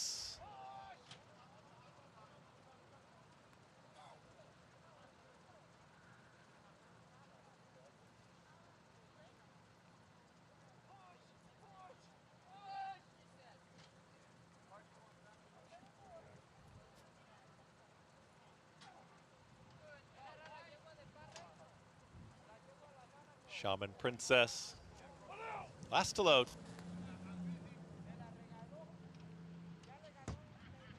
Goes in. All set. And they're off. Good speed from in between horses, short shift. Right to the front, and short shift has a 3/4 length advantage. Here comes Mode, a Morning Grouch with that early speed too. And these two will hook up and they fly on the front end. Shaman Princess is out wider, has taken a stalking third towards the inside of that rival. Now moving forward is Accelerina. Then a shared fourth with At the Rail moving forward. LeGrotte is now going to take back his Motor Morning Grouch, and Short Shift is pressed on. Making a move out in the center of the racetrack, there's Allie's Song with Lane Luzzy. They've gotten all the way up to third, tightly bunched once again from the back. Political Spin is trying to rally on. The trailer is Troubled Luck. 23-4 for the opening quarter mile. They work into the far turn. Short Shift is still there. Shaman Princess is in full pursuit here for Carol Cedeno, now within ahead of the leader. Here's that move from Allie's Song, is 3 wide, and Allie's Song has been progressing nicely, has a 3 wide run through a 48-second flat half-mile time. Motor Morning Grouch is backed out of it. LeGrotte is taken fourth, and LeGrotte is now in behind this battling trio as they reach the top of the stretch. Still at the rail, Short Shift, Shaman Princess in between horses, center of the racetrack. Allie's Song starts to stall just a bit. LeGrotte is looking for a seam, is making up mild ground right now, is right in behind the leaders. A furlong left to go. Shaman Princess is gutting it out with Short Shift. Some momentum here from LeGrotte is in the 3 path, and also Allie's Song is trying to be resurgent up on the outside. Shaman Princess is almost there. LeGrotte is lunging. LeGrotte up in time. LeGrotte wins it over Shaman Princess. Then came Allie's Song and Short Shift did 1 minute 27.51 seconds. LeGrotte with the victory here. 1 for 19 coming in. Ruben Silvera, he was aggressive early trying to get position in here and then finishes late. Well, I think the connection should buy Ruben dinner because I think he's very tired after this ride. He rode this horse from start to finish. And I was a little critical sitting up here thinking, why is he being so aggressive? But Greg, as it turns out, it helped because he just needed to keep after her the entire way. Shaman Princess, I'm surprised she was only 6-1 in here, given her performances in 7 furlongs. But they were right to bet her. She actually ran really well today in the context of this race because the race kind of fell apart. And nobody picked up any real ground in here. Interestingly, LeGrotte's the only one that did, and it's because Ruben kept her in the game, so she got it done. 4-8-5-6. Yeah, Ruben Silvera, well done in this finale. And he did have to work. At this point, fourth of the 4 in contention here down the stretch, but he just keeps going to work. She keeps grinding away and gets by Shaman Princess late for the win at 4-1. Yeah, she really got there and took a lot of rooting up here. We got some help on the rooting. We had we brought in extra rooters upstairs. Every bit helps. Yeah, it definitely did. It made the difference. Swung it. So Robert Johnston Barn and Ruben Silvera team up for the win. Nice call, Andy Serling. I was due.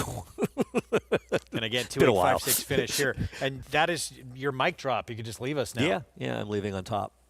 Well done. I'll be joined. Sarah Elbaugh, we're going to join me on set after a timeout. We got more coming up from Oaklawn. We'll hear from Mig as well. Features still to come out in Hot Springs. Enjoy the rest of your weekend. Thank you. I'll miss you, but I'll see you here next week. Sounds good. LeGrotte takes the nightcap here in New York at 4-1. Again, 2-8-5-6 finish. We'll be back with more right after this.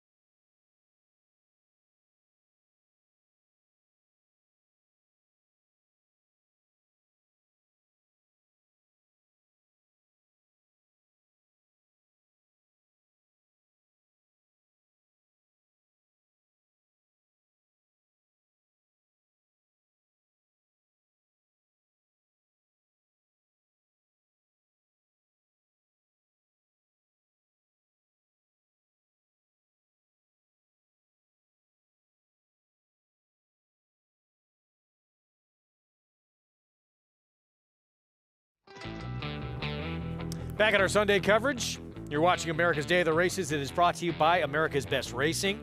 For the love of the race, visit americasbestracing.net today. Nightcap, New York, LeGrot coming from off the pace to get this win, splitting horses late for the victory under Ruben Silveira, who was aggressive early, settled, and then makes that big late run to get that victory. For the Robert Johnston barn owned by Bruno Schickedan, second career win in 20 career starts.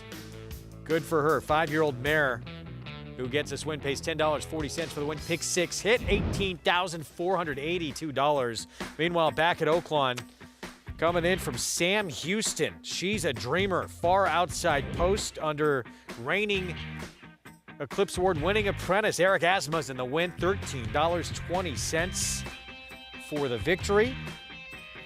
As we check in with Mig.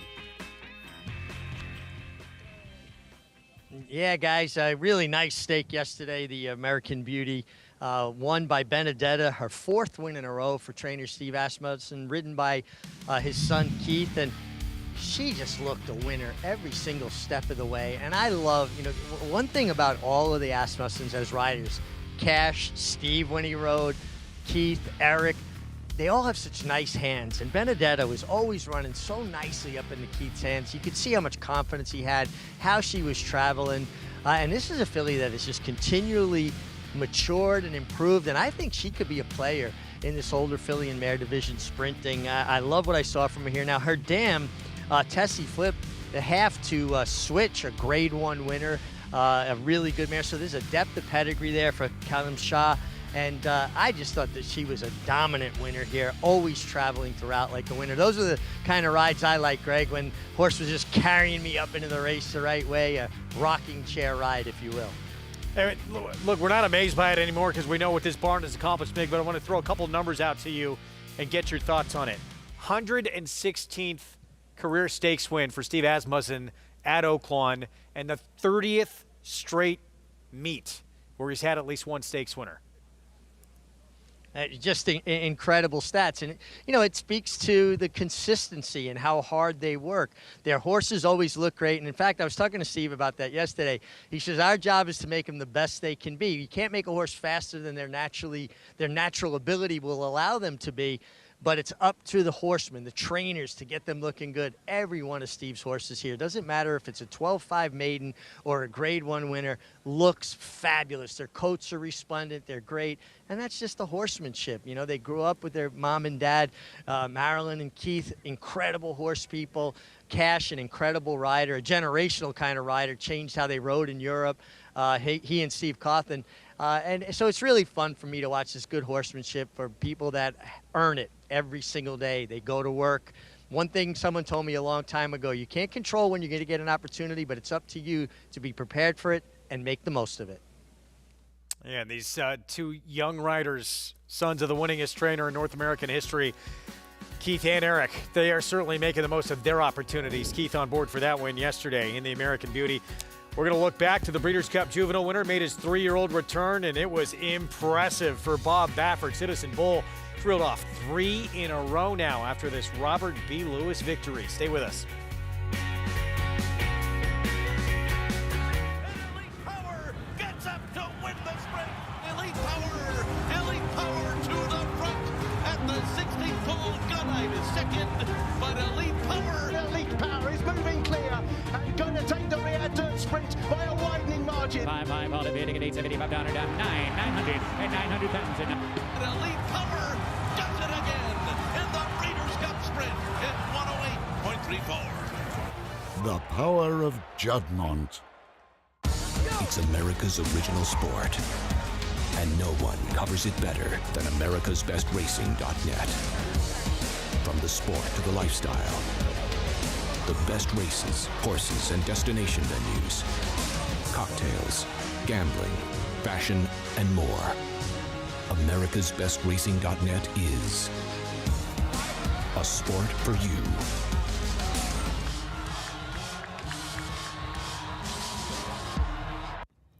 Spun to run. His brilliant speed figures were among the fastest of any 3-year-old at a mile or more, and he hails from the legendary Danzig sire line. Now, this multiple graded stakes winner, millionaire, and Breeders' Cup champion is passing his remarkable talent along to his progeny. Night Beacon airs at the home of Spun to Run's Breeders' Cup victory. Spun to Run, standing at Gainesway. Get into the game with Bond Racing Stable. When you partner with Bond Racing Stable, the Bond team does all the work and you enjoy the experience. As a partner, you can watch morning workouts, come to the paddock for saddling, and cheer your horse down the stretch. Bond Racing Stable offers more than 30 New York-bred weanlings, yearlings, and 2-year-olds in a partnership program that gets you to the winner's circle. Whether on your own or with friends and family, make Bond Racing Stable your racing partners. Go to jamesbondracing.com today.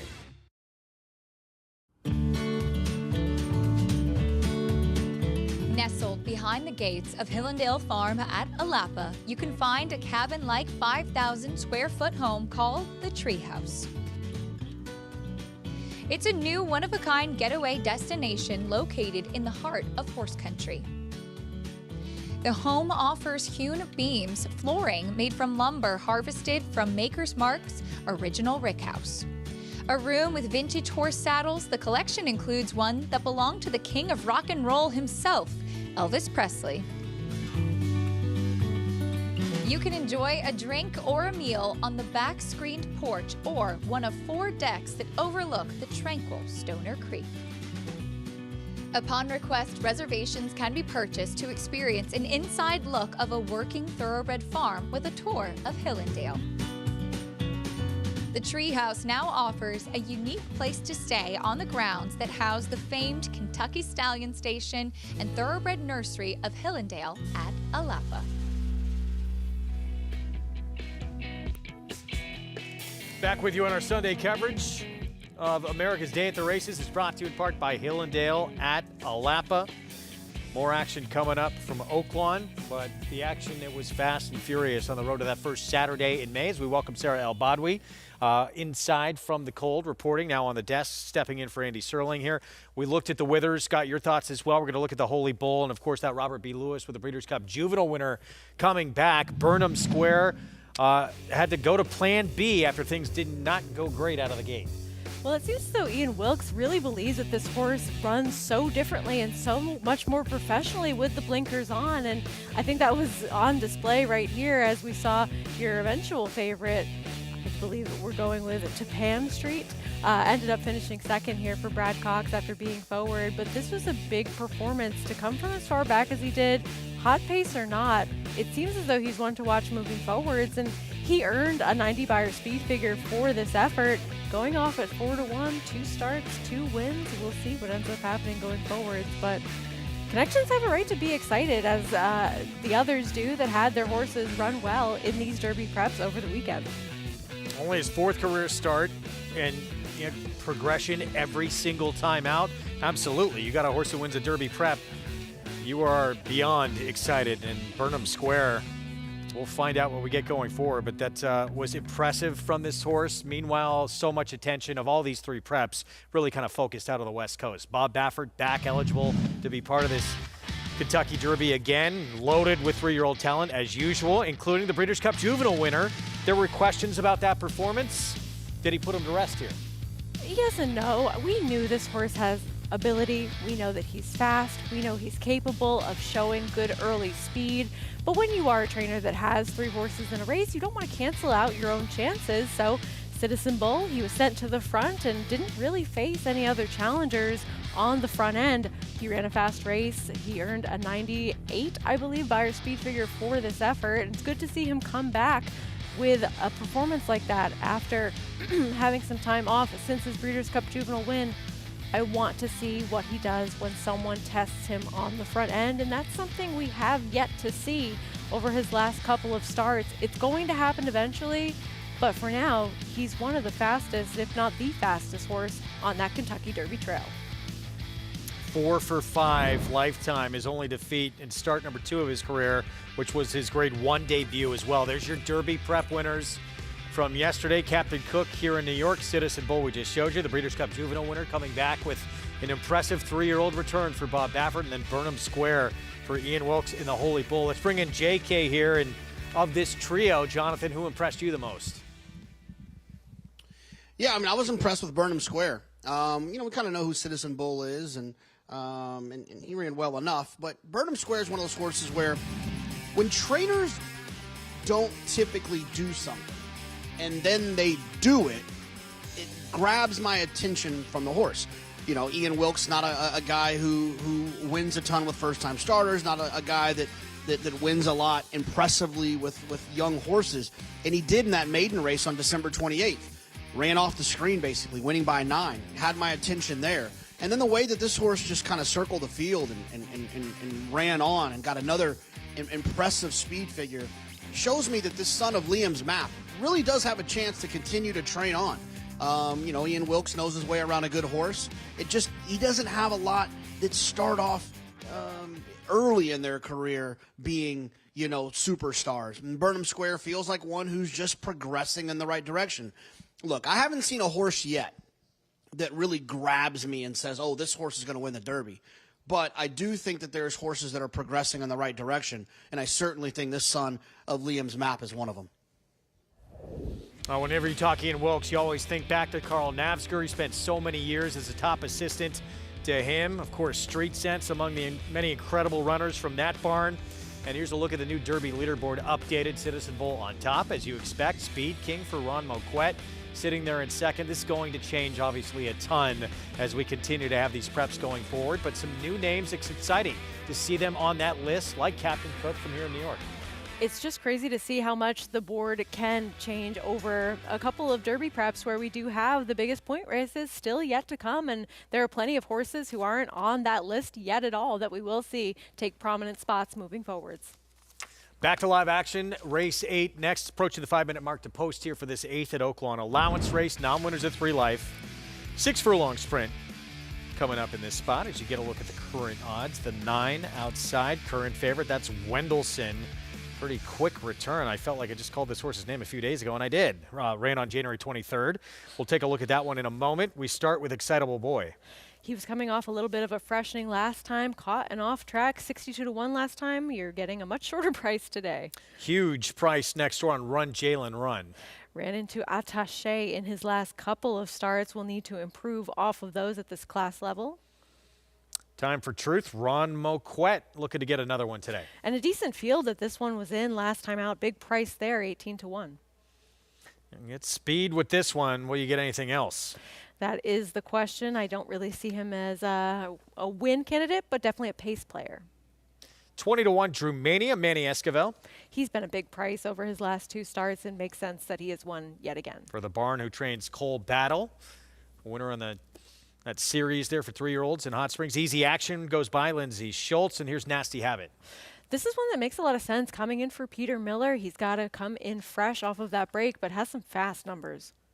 This is Uskar, 3-1.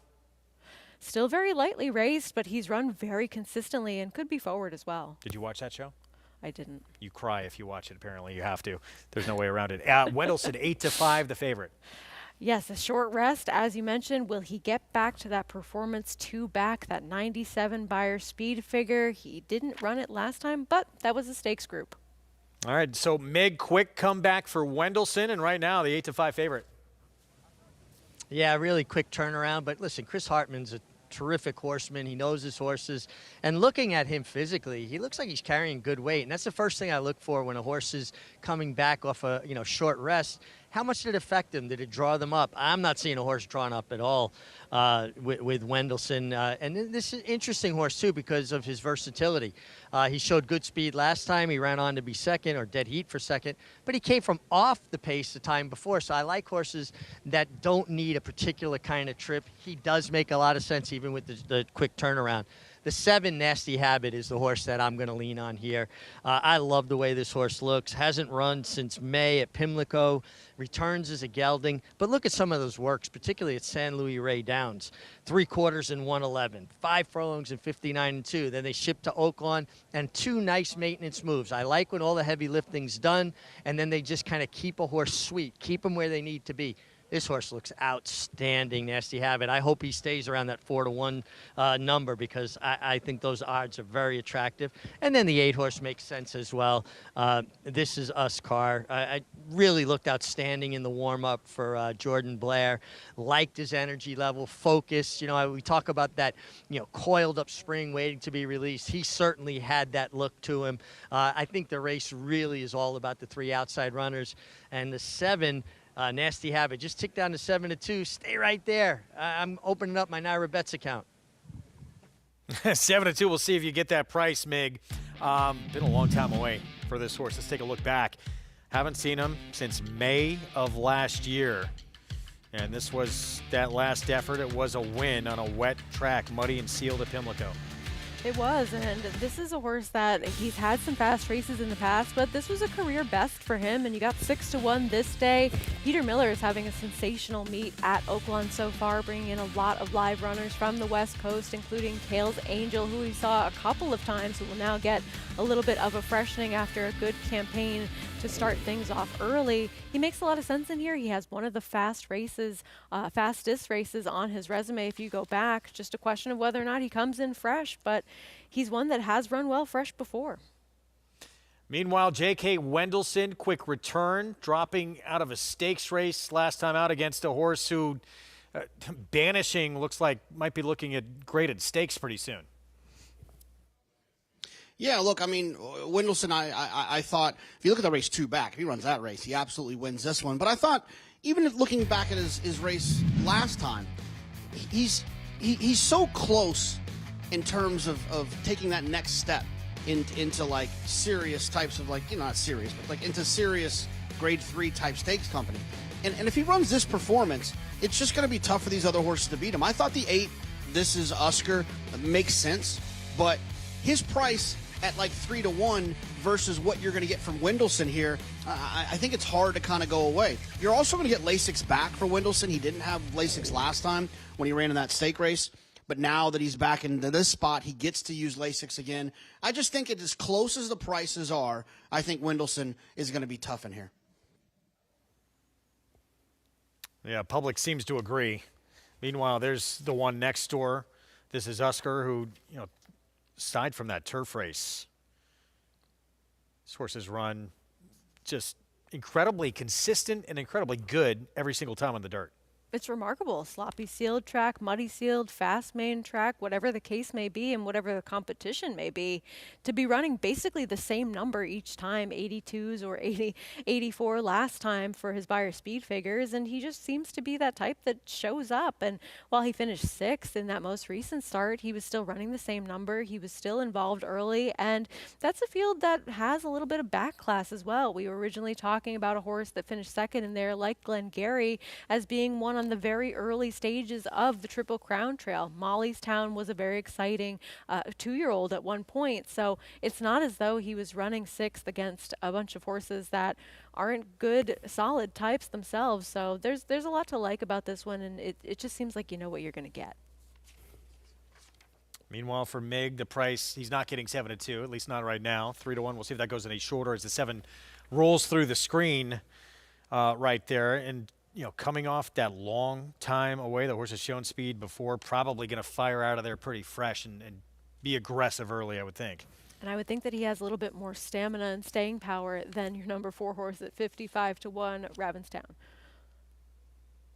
Matt Dinnerman with the call. Here is the 8th from Oaklawn. 6. The Nasty Habit.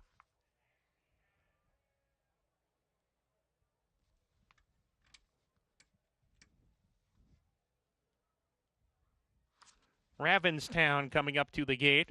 This is Uskar. And Wendelson to the outside post. Wendelson goes it. We're ready to go. And Laroff Run Jalen Run hit the ground running. His hard sent for speed right now and is a narrow lead. They're lining up on the lead. Run Jalen Run has a share of it, grabs the lead, and now clears off here. Run Jalen Run, a clear leader by a neck, though, as Drew Mania comes up to apply the pressure. Ravenstown eases off of them, runs in the third position. Then comes Easy Action in the fourth spot, kept on the outside within 3 lengths of the lead with a half mile to go. Time for Truth already shaken up in midfield. He's racing alone. Then Wendelson parked deep as he corners into the far turn. Must be 4 lengths off the lead and also 5 or 6 wide, but Wendelson is mounting a rally. This is Uskar attempting to move with him. Then comes Easy Action, who's dropping back already. Excitable Boy is at the back as they round the far turn here. Run Jalen Run still in front, hugging the rail and kicking on. Wendelson caught wide as 5 or 6 pass off the rail coming off the turn, but he's made a monster move here, Wendelson, and breezes by Run Jalen Run. In the final furlong, it is Wendelson in control. Run Jalen Run second, trying to hold that position. Then this is Uskar, 16th to go. Wendelson shaken up, kicks away by 3, by 4, much the best. Wendelson with a powerful effort. The battles for second. Run Jalen Run just got it over This Is Uskar. An Excitable Boy from a mile behind got fourth. Wendelson, I know he's a distant second, but he was facing an absolute monster last time out in Banishing, and he was just too good for this group. He was, and looking at his race prior to that, it made sense to try him in the spot that was a little bit tougher last time, and he certainly didn't disgrace himself, still able to hit the board distant, as you mentioned, but Banishing is just on a roll as of late. How about the number 2, Run Jalen Run, able to finish second at a big price, 20-1 after being forward in there. We didn't see that much speed from Nasty Habit. Looked like he was starting to make a little bit of a run before flattening out, but Wendelson just much the best, facing better last time, quick turnaround, not a problem, and able to win easily. Chris Hartman Barn, we usually expect big things from at this meet in Hot Springs, having another outstanding meet at Oaklawn, and this young apprentice, Tyler Bacon, continuing to produce and get some good mounts. And this was just a horse that was way too good for this group. 2 wins now, the last 3 starts. And we'll see if maybe we get some tougher spots from this horse going forward. Makes sense to try again, right? If you're not running into a horse like Banishing, he ends up probably finishing quite a bit better in that last start. And Tyler Bacon has been aboard for his last 3. It's nice to see him keep them out with such a promising horse who's certainly in great form right now. Wendelson, your favorite with the victory. We'll move on to race 9. When we come back, we'll talk the horse of the year. She is coming back for her 4-year-old campaign, Torpedo Anna. To see her hopefully a couple of times in Hot Springs. Miggle will have a preview next.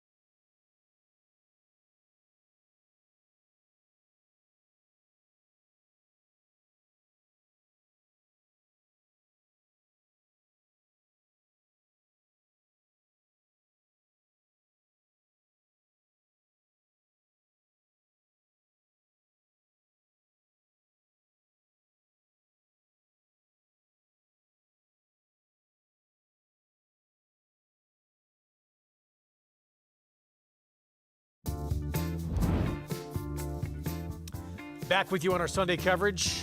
Wendelson, dominant performance here. And now 2 wins, last 3 starts. The defeat was a distant second to a horse who may be looking at graded stakes to come in Banishing, who's been very, very good in Hot Springs. Chris Hartman Barn with a nice 4-year-old here.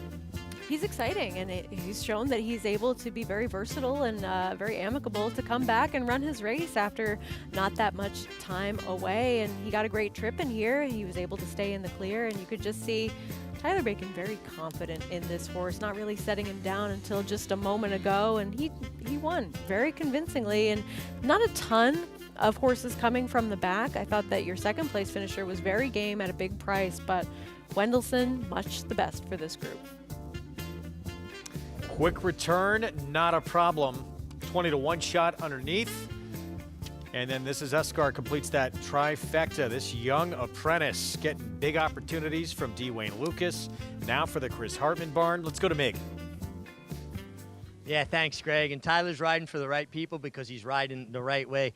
Tyler Wendelson was always traveling like a winner. You look so confident turning for home. Yes, sir. I just try to keep him straight as I can and guide him around there, and he just drugged me around there and took me to the winner's circle, so he's a really nice horse. How good does it feel to have horsemen, high-caliber horsemen like Chris Hartman, Wayne Lucas, giving you these opportunities, and even in a stake yesterday where you don't get the apprentice allowance? Oh, it feels great.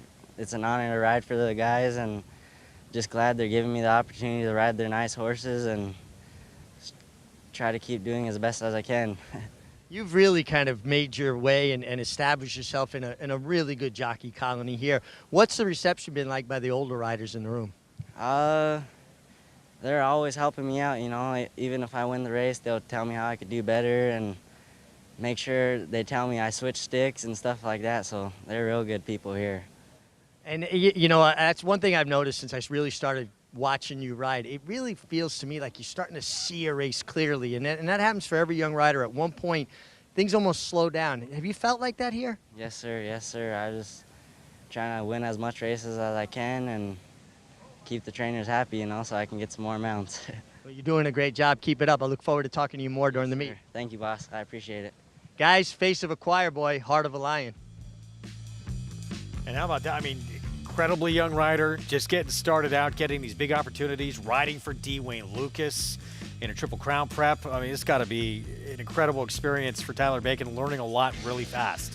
Absolutely, and a big trip for the horse that he did ride for D. Wayne Lucas in that last start. And D. Wayne's always amicable to be giving those young riders a chance. We saw that last year, Keith Asmussen getting aboard, getting that first victory for Lemon Muffin in that Honeybee. So good to see him get the opportunities, and he rode this horse very well, Wendelson. Jamie Torres in the Preakness sees the gray.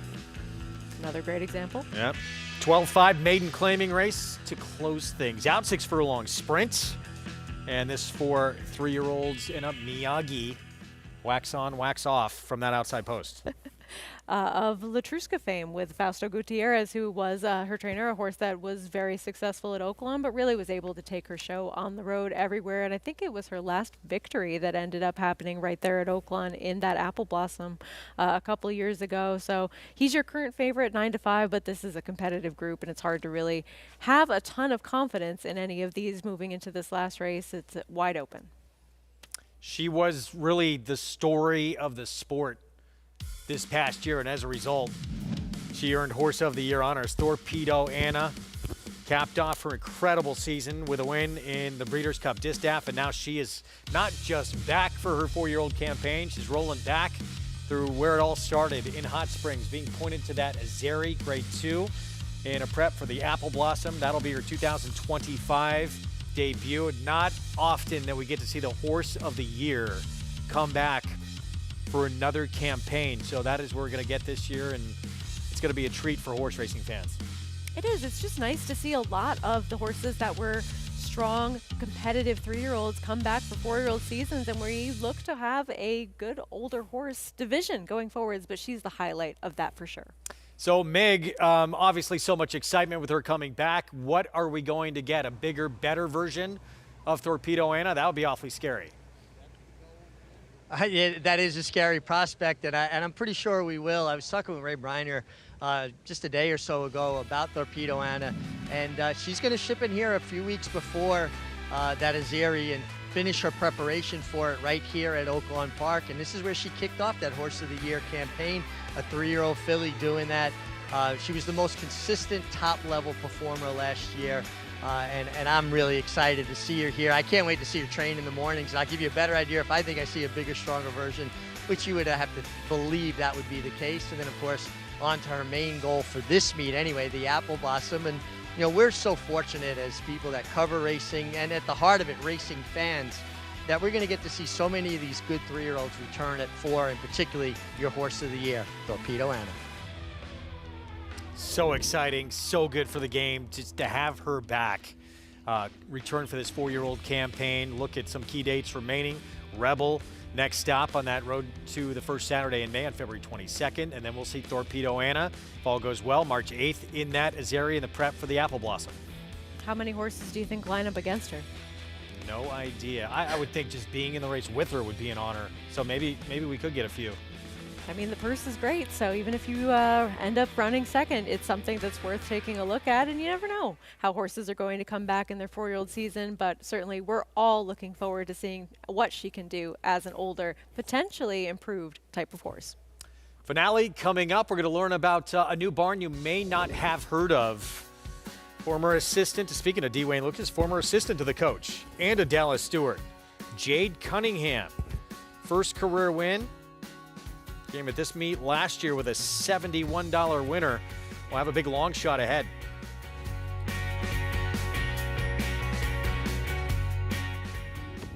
Cyberknife was a very talented horse from day one. A very gifted, fast horse, a lot of speed, able to carry it around 2 turns. Looks a tremendous amount like Gun Runner, same ability and talent, beautiful physical, outworked every horse on the board. Holds the track record in the Haskell. He won it in impressive fashion, beating a very good group of horses. And Cyberknife has won the TVG.com Haskell over Tama. Jack Christopher finished third. The Arkansas Derby was one of his best. Showed how much talent he really does have and stamped himself as one of the best 3-year-olds in the country. His name is Cyberknife! Cyberknife ranks up there as one of the most talented horses I've ever had in training. Multiple Grade 1 winner, brought it every time you let him over there. Excited about him passing on his durability, his soundness, and his talent. And if he does, he could definitely be a breed-shaping stallion.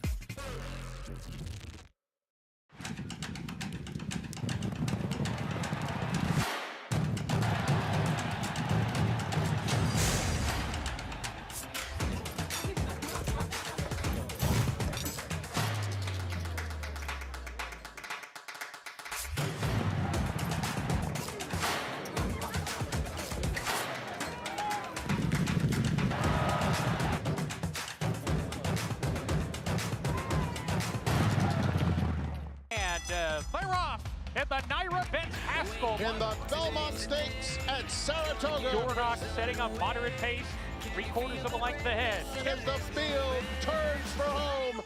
They're at it again. The 2 Belmont first and second place finishers. Mind Frame on the outside. It's coming after Dornock.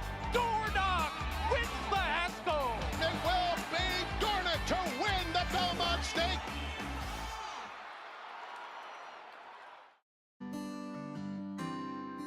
I get up, my alarm goes off at 4:30, and I make a cup of coffee, and I read my Bible, make sure I'm in the right mindset to deal with the horses and the people.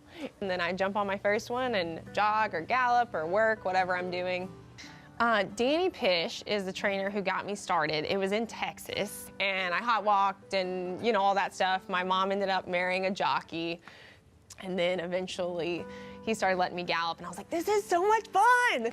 And so when I graduated college, I was like, oh, I'll go back and work for Danny. And then I convinced myself that I better just take some time away from the track, be with family, and see if this is even something I wanted to do. And I hated it. I worked as a waitress, I worked for a wildlife refuge, I worked for a paper, I worked for a podcast, I tried it all, and I was like, oh, I just don't have a passion for any of this. And then, of course, working for Wayne led me into Dallas. He'll probably tell you that I'm too tall to be galloping, because that was the first comment he made. He told me that he walked out of his office when I went to go get hired. He walked out of the office, And he looked me up and down and looked to his gallop girl at the time, Danielle, and said, "Is this Giraffe who's supposed to gallop for us?" I said, "Yes, sir, I am." Well, Jade, you know, is slight built. She's all legs, and of course, when they get up on these horses and these exercise riders, they've got to double those legs down. And I was just kidding her, kind of saying, "Boy, he looks like a giraffe on this one," but she is a talented girl. And you know, the thing that makes a difference with girls like Jade is they have a passion for the job. They really care about the horses, and Jade was no exception. She knew every horse that she was involved with. She felt every little bit of pain if they didn't do well. She was a wonderful employee, then she became totally involved. And that is why I love and adore him so much, is he did so much for my career, of course, but so much more for me as a person. It's always, you got to compliment 3 people today, and you need to make sure you're smiling at people. And his big quote, which he stole off of some famous football coach, which I don't remember, is, "We don't do things right some of the time, we do things right all of the time. Winning isn't a sometimes thing, it's an all the time thing." And that just rings in my head days that I just don't want to do it, and I don't want to be here, I don't want to rake the shed row, or I don't want to backtrack the horse this far. That'll just ring through my head, and I'll be like, "Gosh darn it, Wayne Lukas." And so he really just cares about his people. He wants to see them succeed, which is why he's made so many great trainers, because his heart is for his people and to teach them to go on and succeed and make this world better. I just feel like it's a desire that God's given me, and I don't want to waste that. I want to honor him as much as I can in it. I got to be up at 4:30, so usually I'll just go home and chill with the dog on the front porch.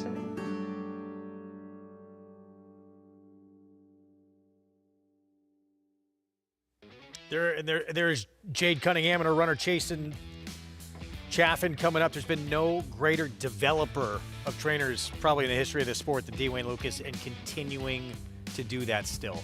And I remember last summer at Saratoga, we got a look at the family tree of trainers that have really sprouted from the training that he has provided for them. Todd Pletcher, of course, being one of them, as well as so many more. And I also remember when Nest finished second to Secret Oath in that Kentucky Oaks, congratulating D. Wayne Lukas right away, was Todd Pletcher who finished second. Yeah, it's incredible. I mean, that whole group, they still get together and have dinners and have a sort of a get-together and reunite every year to talk about the old times with the coach. Mig, it's a big decision for a rider-trainer when you make that decision to go out on your own. It's a really young trainer who just graduated college a few years ago. What is that decision like? No, very, very difficult. I mean, listen, it's hard for young riders to kind of branch out and, start. You've got to have a lot of, nerve and confidence in yourself, but even more so for trainers. You're kind of under the blanket of somebody like a Wayne Lukas, and that's a warm, comfortable place to be. He's got to deal with the owners, and you get to concentrate more on the horses. But I think that's why Wayne has been so great at developing trainers over the years, is that he deals with the owners and the business end of it, as well as the horses, while the younger people can really focus on their horses and their horsemanship and learn from somebody like that. I learn, every time I talk with Wayne Lukas, I learn something to this day, and I've been in this game for over 45 years. So to see a young lady like this and have somebody like Wayne Lukas show that kind of confidence in them, and she's worked for other people too, and you're going to learn the things you like from people and some of the things you don't like. But to be a graduate of the D. Wayne Lukas University, I don't think you can get a better degree. Yeah, that's a great point, and we'll see how this one does. This obviously a huge long shot in this race coming up, and that's got to be one of the tougher things when you start out with a barn on your own, is getting the right types of horses. Absolutely, and this horse has been a big price over his last 4 starts, the only 4 starts of his career. He's going to be a big price today, but looking at how she's done so far this Oaklawn meet, 6 for 10 in the money, so yet to get that first win this meet, but the horses are running, and that's going to happen eventually if they're showing up and running their races.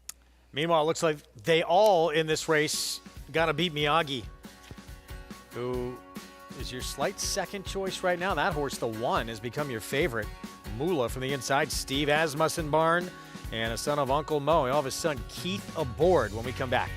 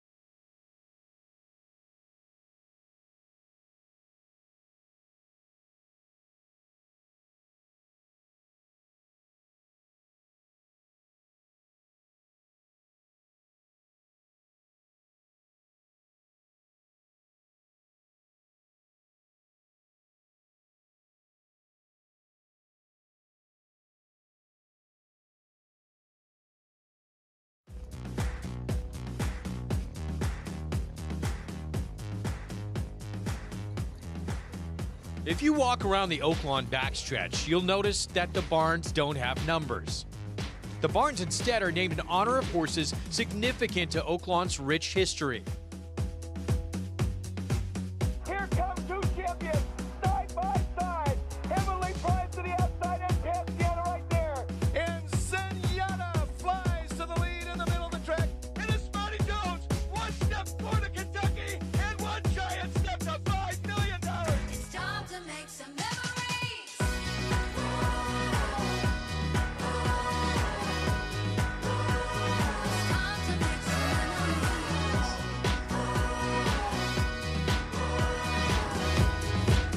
American Pharoah, breathtaking in a mesmerizing performance. The Oaklawn handicap and #1 rating will go to Cigar by 2.5. The champion is Zeri. Here she comes down the middle, and she does it. 40 barns named after 40 important horses, all who helped to contribute to Oaklawn's rich history in their own way.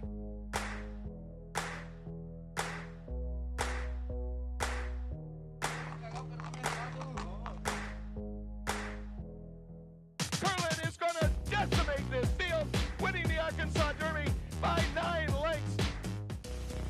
It's time to make some memories. So many racing greats with compelling storylines and ties to Oaklawn. Whitmore win time, Whitmore!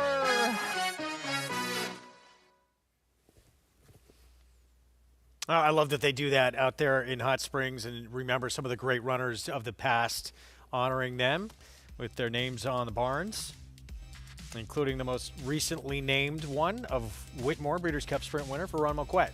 A horse that you'll remember forever. Many will. Yes. Legacy of Whitmore. I think they've paraded him a couple of times at Oaklawn before the Whitmore Stakes.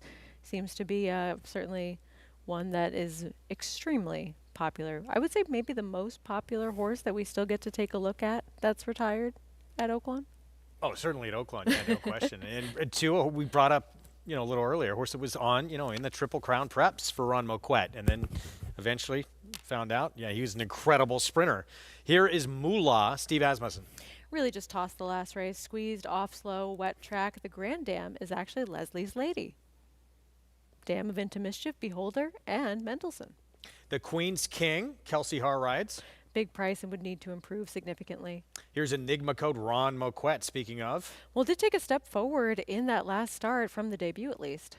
Phenomenal Dream, 0 for 19. Plenty of chances, but some of the faster races consistently compared to others in this field. Here's the Jade Cunningham runner, Chasen Chaffin. He'll need to improve a bit. He did show a little bit more early speed last time. Safe Bet has hit the board in 8 of 11 so far. Was also forward in his last start, just got beat at a very short price. Cruise in Control, blinkers on. Actually stepped back up in class last time out and now drops yet again. This one can be forward, Streak and Deacon. Yeah, has been forward over the last several starts, but will need to have some stamina off a little bit of a break. Joey Belmere, I believe he's the one who gave Jade Cunningham her first ever career win. Gold member, Tyler Bacon rides. Stepped up last time, but drops into a more reasonable level here. And Miyagi was favored second choice right now at 3-1. And has never been in for a claiming tag on dirt, so relative unknown coming into this spot, getting a lot of class relief. 7 minutes away from this nightcap coming up. Favorite Mig Moolah for Team Asmussen down on the inside. Yeah, listen, a full field, lower level maiden claimers, but before I go into horses, I have to say, Greg, I've been going out on the backstretch quite a few mornings. I wander around. I love to see the great names of horses that are honored on the barns. And one I get the biggest kick out of is Temperance Hill. Eddie Maple, Joe Canny won the Belmont Stakes, the Travers 1980 when I was just coming around, getting ready to start riding. And Eddie Maple, someone that meant a great deal to me during my career. Our lockers were side by side for a very long time. And Ron Moquett sent me to get my hair cut at the Temperance Hill Shopping Center. So, Temperance Hill's got a lot of meaning to me, obviously. It's kind of a mixed bag here, right? You've got two horses that are definitely legitimate contenders that have a lot of starts, starting with the 5, Phenomenal Dream. 19 starts. He's got numbers that make him, certainly a contender here. But do you want to go for a horse that's 0 for 19 and hope that the 20th time will be the charm? Kind of the same deal with the 7 safe bet, right? 0 for 11, but 5 seconds, 3/3. Trained by Joe Pedalino, who was assistant trainer to the Hall of Famer Jack Vanberg, trainer of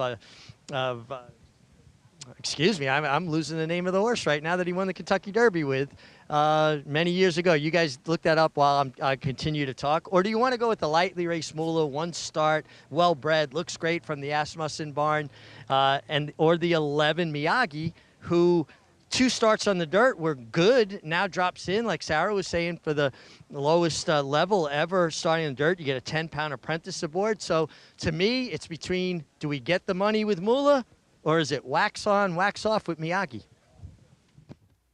Yeah, we'll see if the Karate Kid can get it done from that outside post. That price keeps going up, by the way, in the 11. 7-2 now from a horse who was favored just about 3-4 minutes ago. Yeah, a lot of concentration on the number 1 now, a horse that only has the 1 start and is dropping yet again after debuting for the $30,000 tag. And I get that this horse had a tough start, but he also did really no running to tell you that this is going to be a step forward in here. And if a horse was off slow, breaking from the rail in their next start isn't exactly a good sign, especially at a short price. Well, the barn of Miyagi, Fausto Gutierrez, and you brought up the superstar that he had. We started to really learn this name with Latruska, who was a superstar. She was so game, so quick early out of the gate. She kind of put her name on the map when she first beat, in the Apple Blossom, Monomoy Girl in Hot Springs.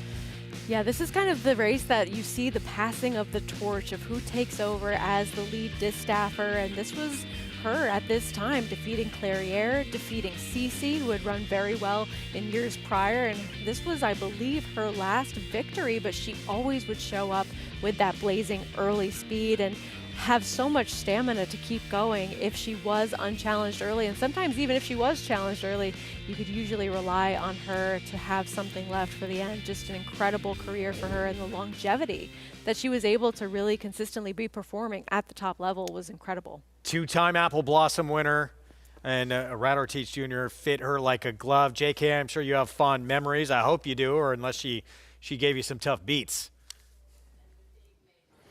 Oh, yeah. You look, there's not a horse that's ever run that hasn't hasn't disappointed me at one time or another. Even American Pharaoh, who when I won the tour, the handicapping tour, he was very integral in that. But he did let me down in the Travers. Needed him desperately for a pick 5. So even the good ones let you down sometimes. I'm going to go with the 11 Miyagi towards the outside. If you look at those dirt races prior to getting the synthetic, either one of those races absolutely can win this one. And maybe it was just the synthetic that didn't suit Miyagi. Now drawn towards the outside. The one thing you'll see with these not this times, the stallion of Miyagi is, man, they'll run on anything. And so it's a little surprising that the synthetic didn't work out, especially that lower level synthetic. But I'm just hopeful that getting back to the dirt, the outside draw, some tactical speed in there as well can help Miyagi get across the finish line. And I wish I was going to try to make Mig proud with some sort of a pun, but I can't think of anything. But you have seen the Karate Kid, JK, right? Yes. So just tell Andy. I don't want him to. He'll get off at Ralph. He'll get off at the Ralph stop. Call me and start screaming at me if he finds out. Actually, I'm not sure if Andy's caught that one just yet. That's probably not on his list. 4-1. Wow. Continuing to float up in here. Moolah, look, obviously there's upside here from the rail. One of the best barns on the planet. Dropping in class. Lots to like.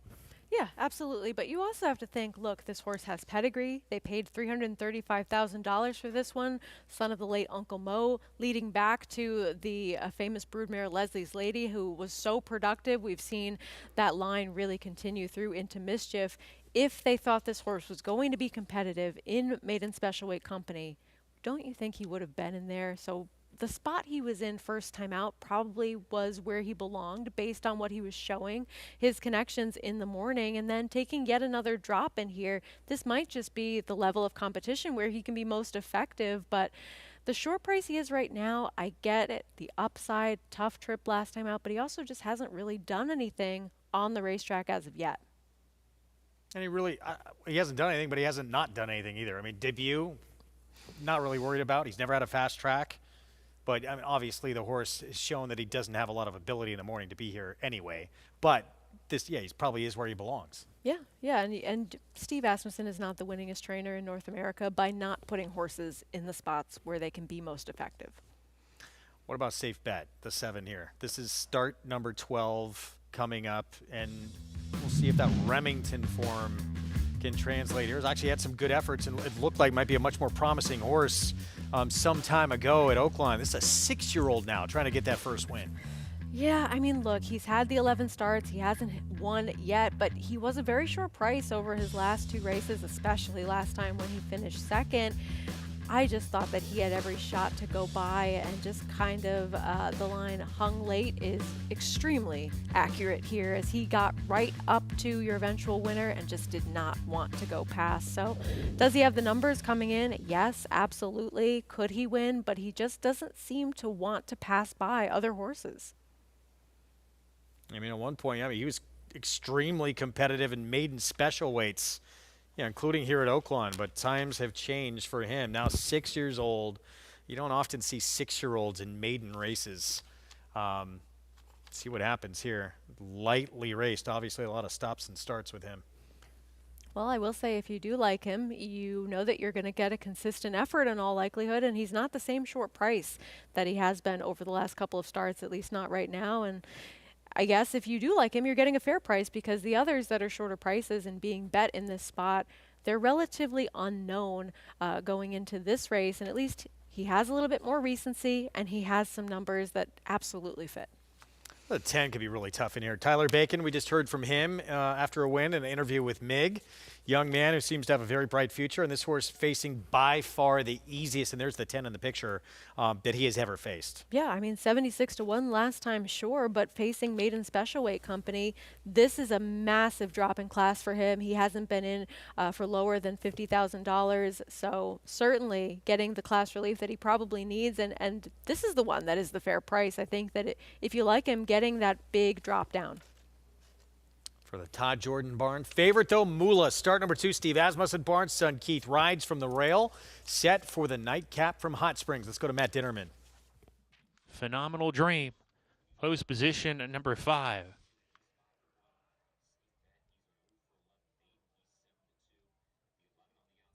Two back, Chase and Chaffin.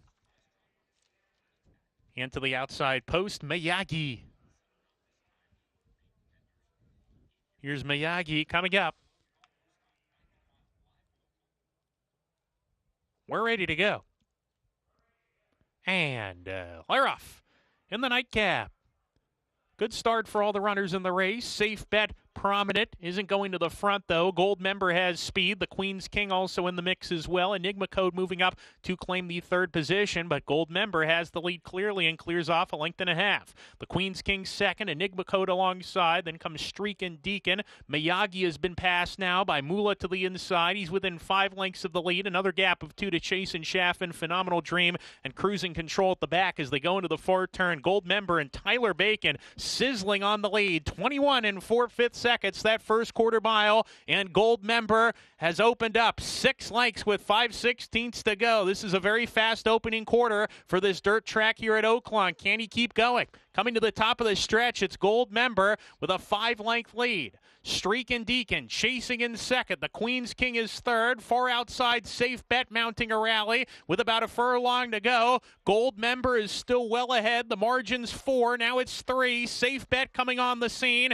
It's still Gold Member with a 16th to go. He's got a 3-length lead on Safe Bet, who's trying, but he's second best. It appears here Gold Member to the finish. Gets it. Another win for Tyler Bacon. That's the late double for the Apprentice. Tyler Bacon. Safe Bet, the bridesmaid once again today. Moolah was 3rd, and 4th was Cruising Control.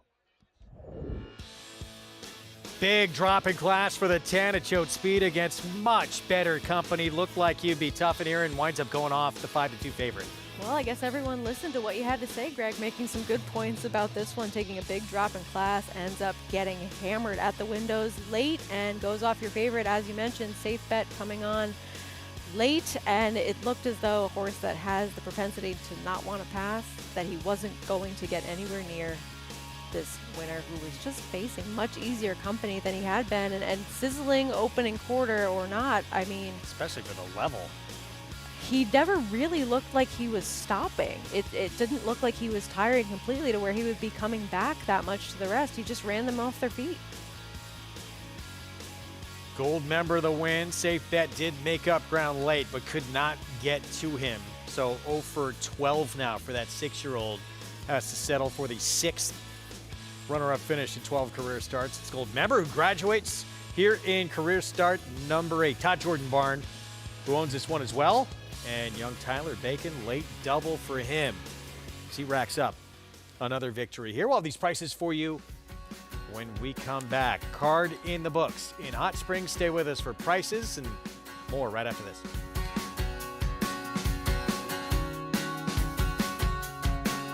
Hall of Fame trainer Steve Asmussen said, Gun Pilot is an absolute beast. He has a lot of gun runners' great traits. He is a bigger and stronger version and was extremely talented. His easy Grade 1 win in the 7-furlong Churchill Downs Stakes proved everything I knew. It's the gold, but it's Gun Pilot. Gun Pilot and Christian Torres. Gun Pilot is Gun Runner's only son to retire to stud this year. New to 3 Chimneys. Enhance your handicapping with AI Fast Facts, exclusively on Naira Bets. Open your Naira Bets app, click View Runner Details, and a stat-driven fact will appear for all U.S. thoroughbred racehorses. Download the Naira Bets app to start using Fast Facts today. RaceLens is the most in-depth product in horse racing, with unique features found nowhere else. True odds, predictive analysis, and pace projection. RaceLens. It will change the way you follow horse racing and take your game to the next level. These New York bred foals represent many sires. War Dancer, Salamini, Honest Mischief, Central Banker. But they all have one thing in common. Starting in 2026, they'll be running for the same purse money as Open Company 2-year-olds at Naira tracks. That's nearly 20% more than they run for now. Learn more about it at nybreds.com. Racetrack Television Network brings you every race, from every track, on every screen, every day. With monthly packages starting as low as $5, RTN gives you great value and access to more live HD streaming and race replays than anyone. Visit RTN.tv today to sign up and watch on almost any device, including Roku and Amazon Fire. RTN has packages that start at $5 per month.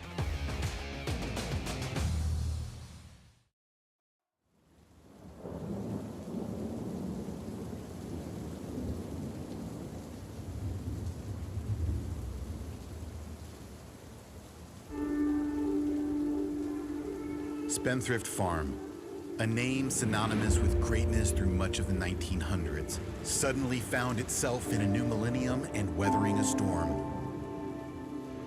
Yet, within these old walls, a legacy awaited its rebirth.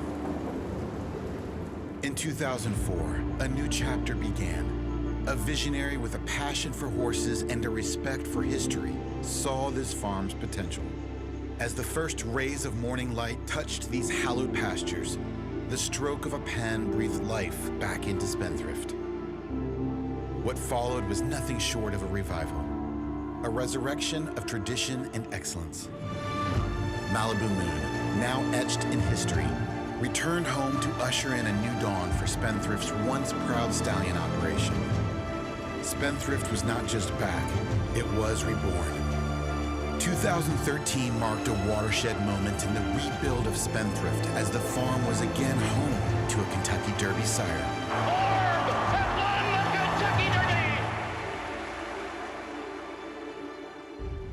A rewarding first decade in Spendthrift's new story. But there was more work to be done. Beholder, a queen of the track, returned Spendthrift to prominence on the world's biggest stages and was sweet symbolism for a bloodline that was beginning to erupt. Beholder is absolutely poetry in motion. Her brother, Into Mischief, would return Spendthrift to prominence in the stud barn, becoming the sire of our time and cornerstone of this reborn dynasty. In 2020, Authentic delivered a Derby and a Breeders' Cup Classic win that were more than just victories. It was a statement and a crowning achievement for the farm and its visionary leader. Today, Spendthrift is home to the best stallions racing has to offer. Each represents a piece of the legacy B. Wayne Hughes built, a tribute to the past and a beacon for the future. And now, a new era dawns. Kingsbarns looking to finish them off in the Louisiana Derby. Kingsbarns has opened up. Kingsbarns bounding past the Twin Spires in the Foster. National Treasure putting on a show, and the Preakness, it's gonna be National Treasure. National Treasure devastating them in the Metropolitan Handicap. Dornock in an absolute thriller. It will be Dornock to win the Belmont Stakes. Dornock stubborn. Dornock wins the Haskell. Three top performers who carry with them the hopes and dreams of tomorrow. Their arrival marks not just a continuation, but an evolution. Spendthrift Farm stands today as a testament to vision, perseverance, and a deep respect for tradition. Dedicated to ensuring a strong future for all breeders who are committed to the same level of excellence. The barns, once weathered, now gleam in the Kentucky sun. The paddocks, alive with the energy of the world's finest thoroughbreds, tell the story of a farm that has been and always will be a place where champions are made and legends call home.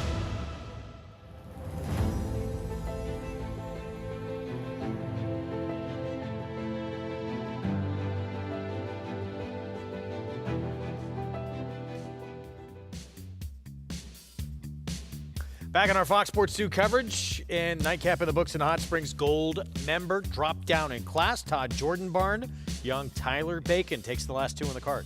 You called it, Greg, getting that class relief and able to really just show a lot of speed that he hadn't before. But I guess when you're getting that kind of class relief, you're able to just keep going on. And he was really able to run this field off their feet, only one making a dent. Safe bet, and he couldn't catch your winner. Feel for that horse. Six-year-old who's now half of those 12 starts has been a runner-up. He's a safe bet in the exacta. Yeah, it has been so far. So Gold member closes things out with a win. Very exciting weekend, obviously, on the road to that first Saturday in May with those 3 Derby preps all across the country, and certainly here in New York, where Captain Cook answered a lot of questions, going 2 turns, going beyond 7 furlongs for the first time, and doing it with, somewhat wide trip throughout in here. It looks like a real contender for Rick Dutrow Jr. There were a couple of no-shows in this race, but he's the one that showed up, and that if he keeps showing up, he is going to be a legitimate Kentucky Derby contender. He has to get a little bit more distance, but they all do, and he was able to handle the stretch out to 2 turns effectively, attend the pace, which the other horses that were forwardly placed absolutely finished nowhere in here. And the only one with any threat to win at this point was Surfside Moon, who was 33-1 and making up a lot of ground from the back. So he did the dirty work. He was forward. He was able to put away the other forward horses, and he got a fast number for doing so, a 94 Beyer speed figure. It fits right in with what we've seen from the other leading contenders so far towards the Kentucky Derby. Yeah, just his 3rd career start, so a lot of room to continue to move forward. And Rick Dutrow Jr. says this horse does very good with time, and he'll get that time now, pointing to the Wood Memorial next. Yeah, and you know that he's going to handle the distance, so there is always that, a feather in his cap, where many will be trying to get that for the first time. So Manny Franco with potentially a Derby horse as you take a look at this road to that first Saturday in May through New York. Gotham cut back to a mile next, and then the big one, the Wood Memorial, that is April 5th, with 100 points to the winner to get into that Derby starting gate. Do you know that this will be the 100th Wood Memorial? It's amazing.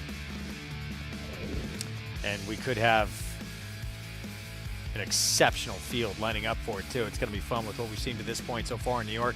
Upcoming road to Derby prep races across the country. Get back at it with the Sam F. Davis at Tampa Bay next weekend. Risen Star from Fairgrounds, Sunland Derby.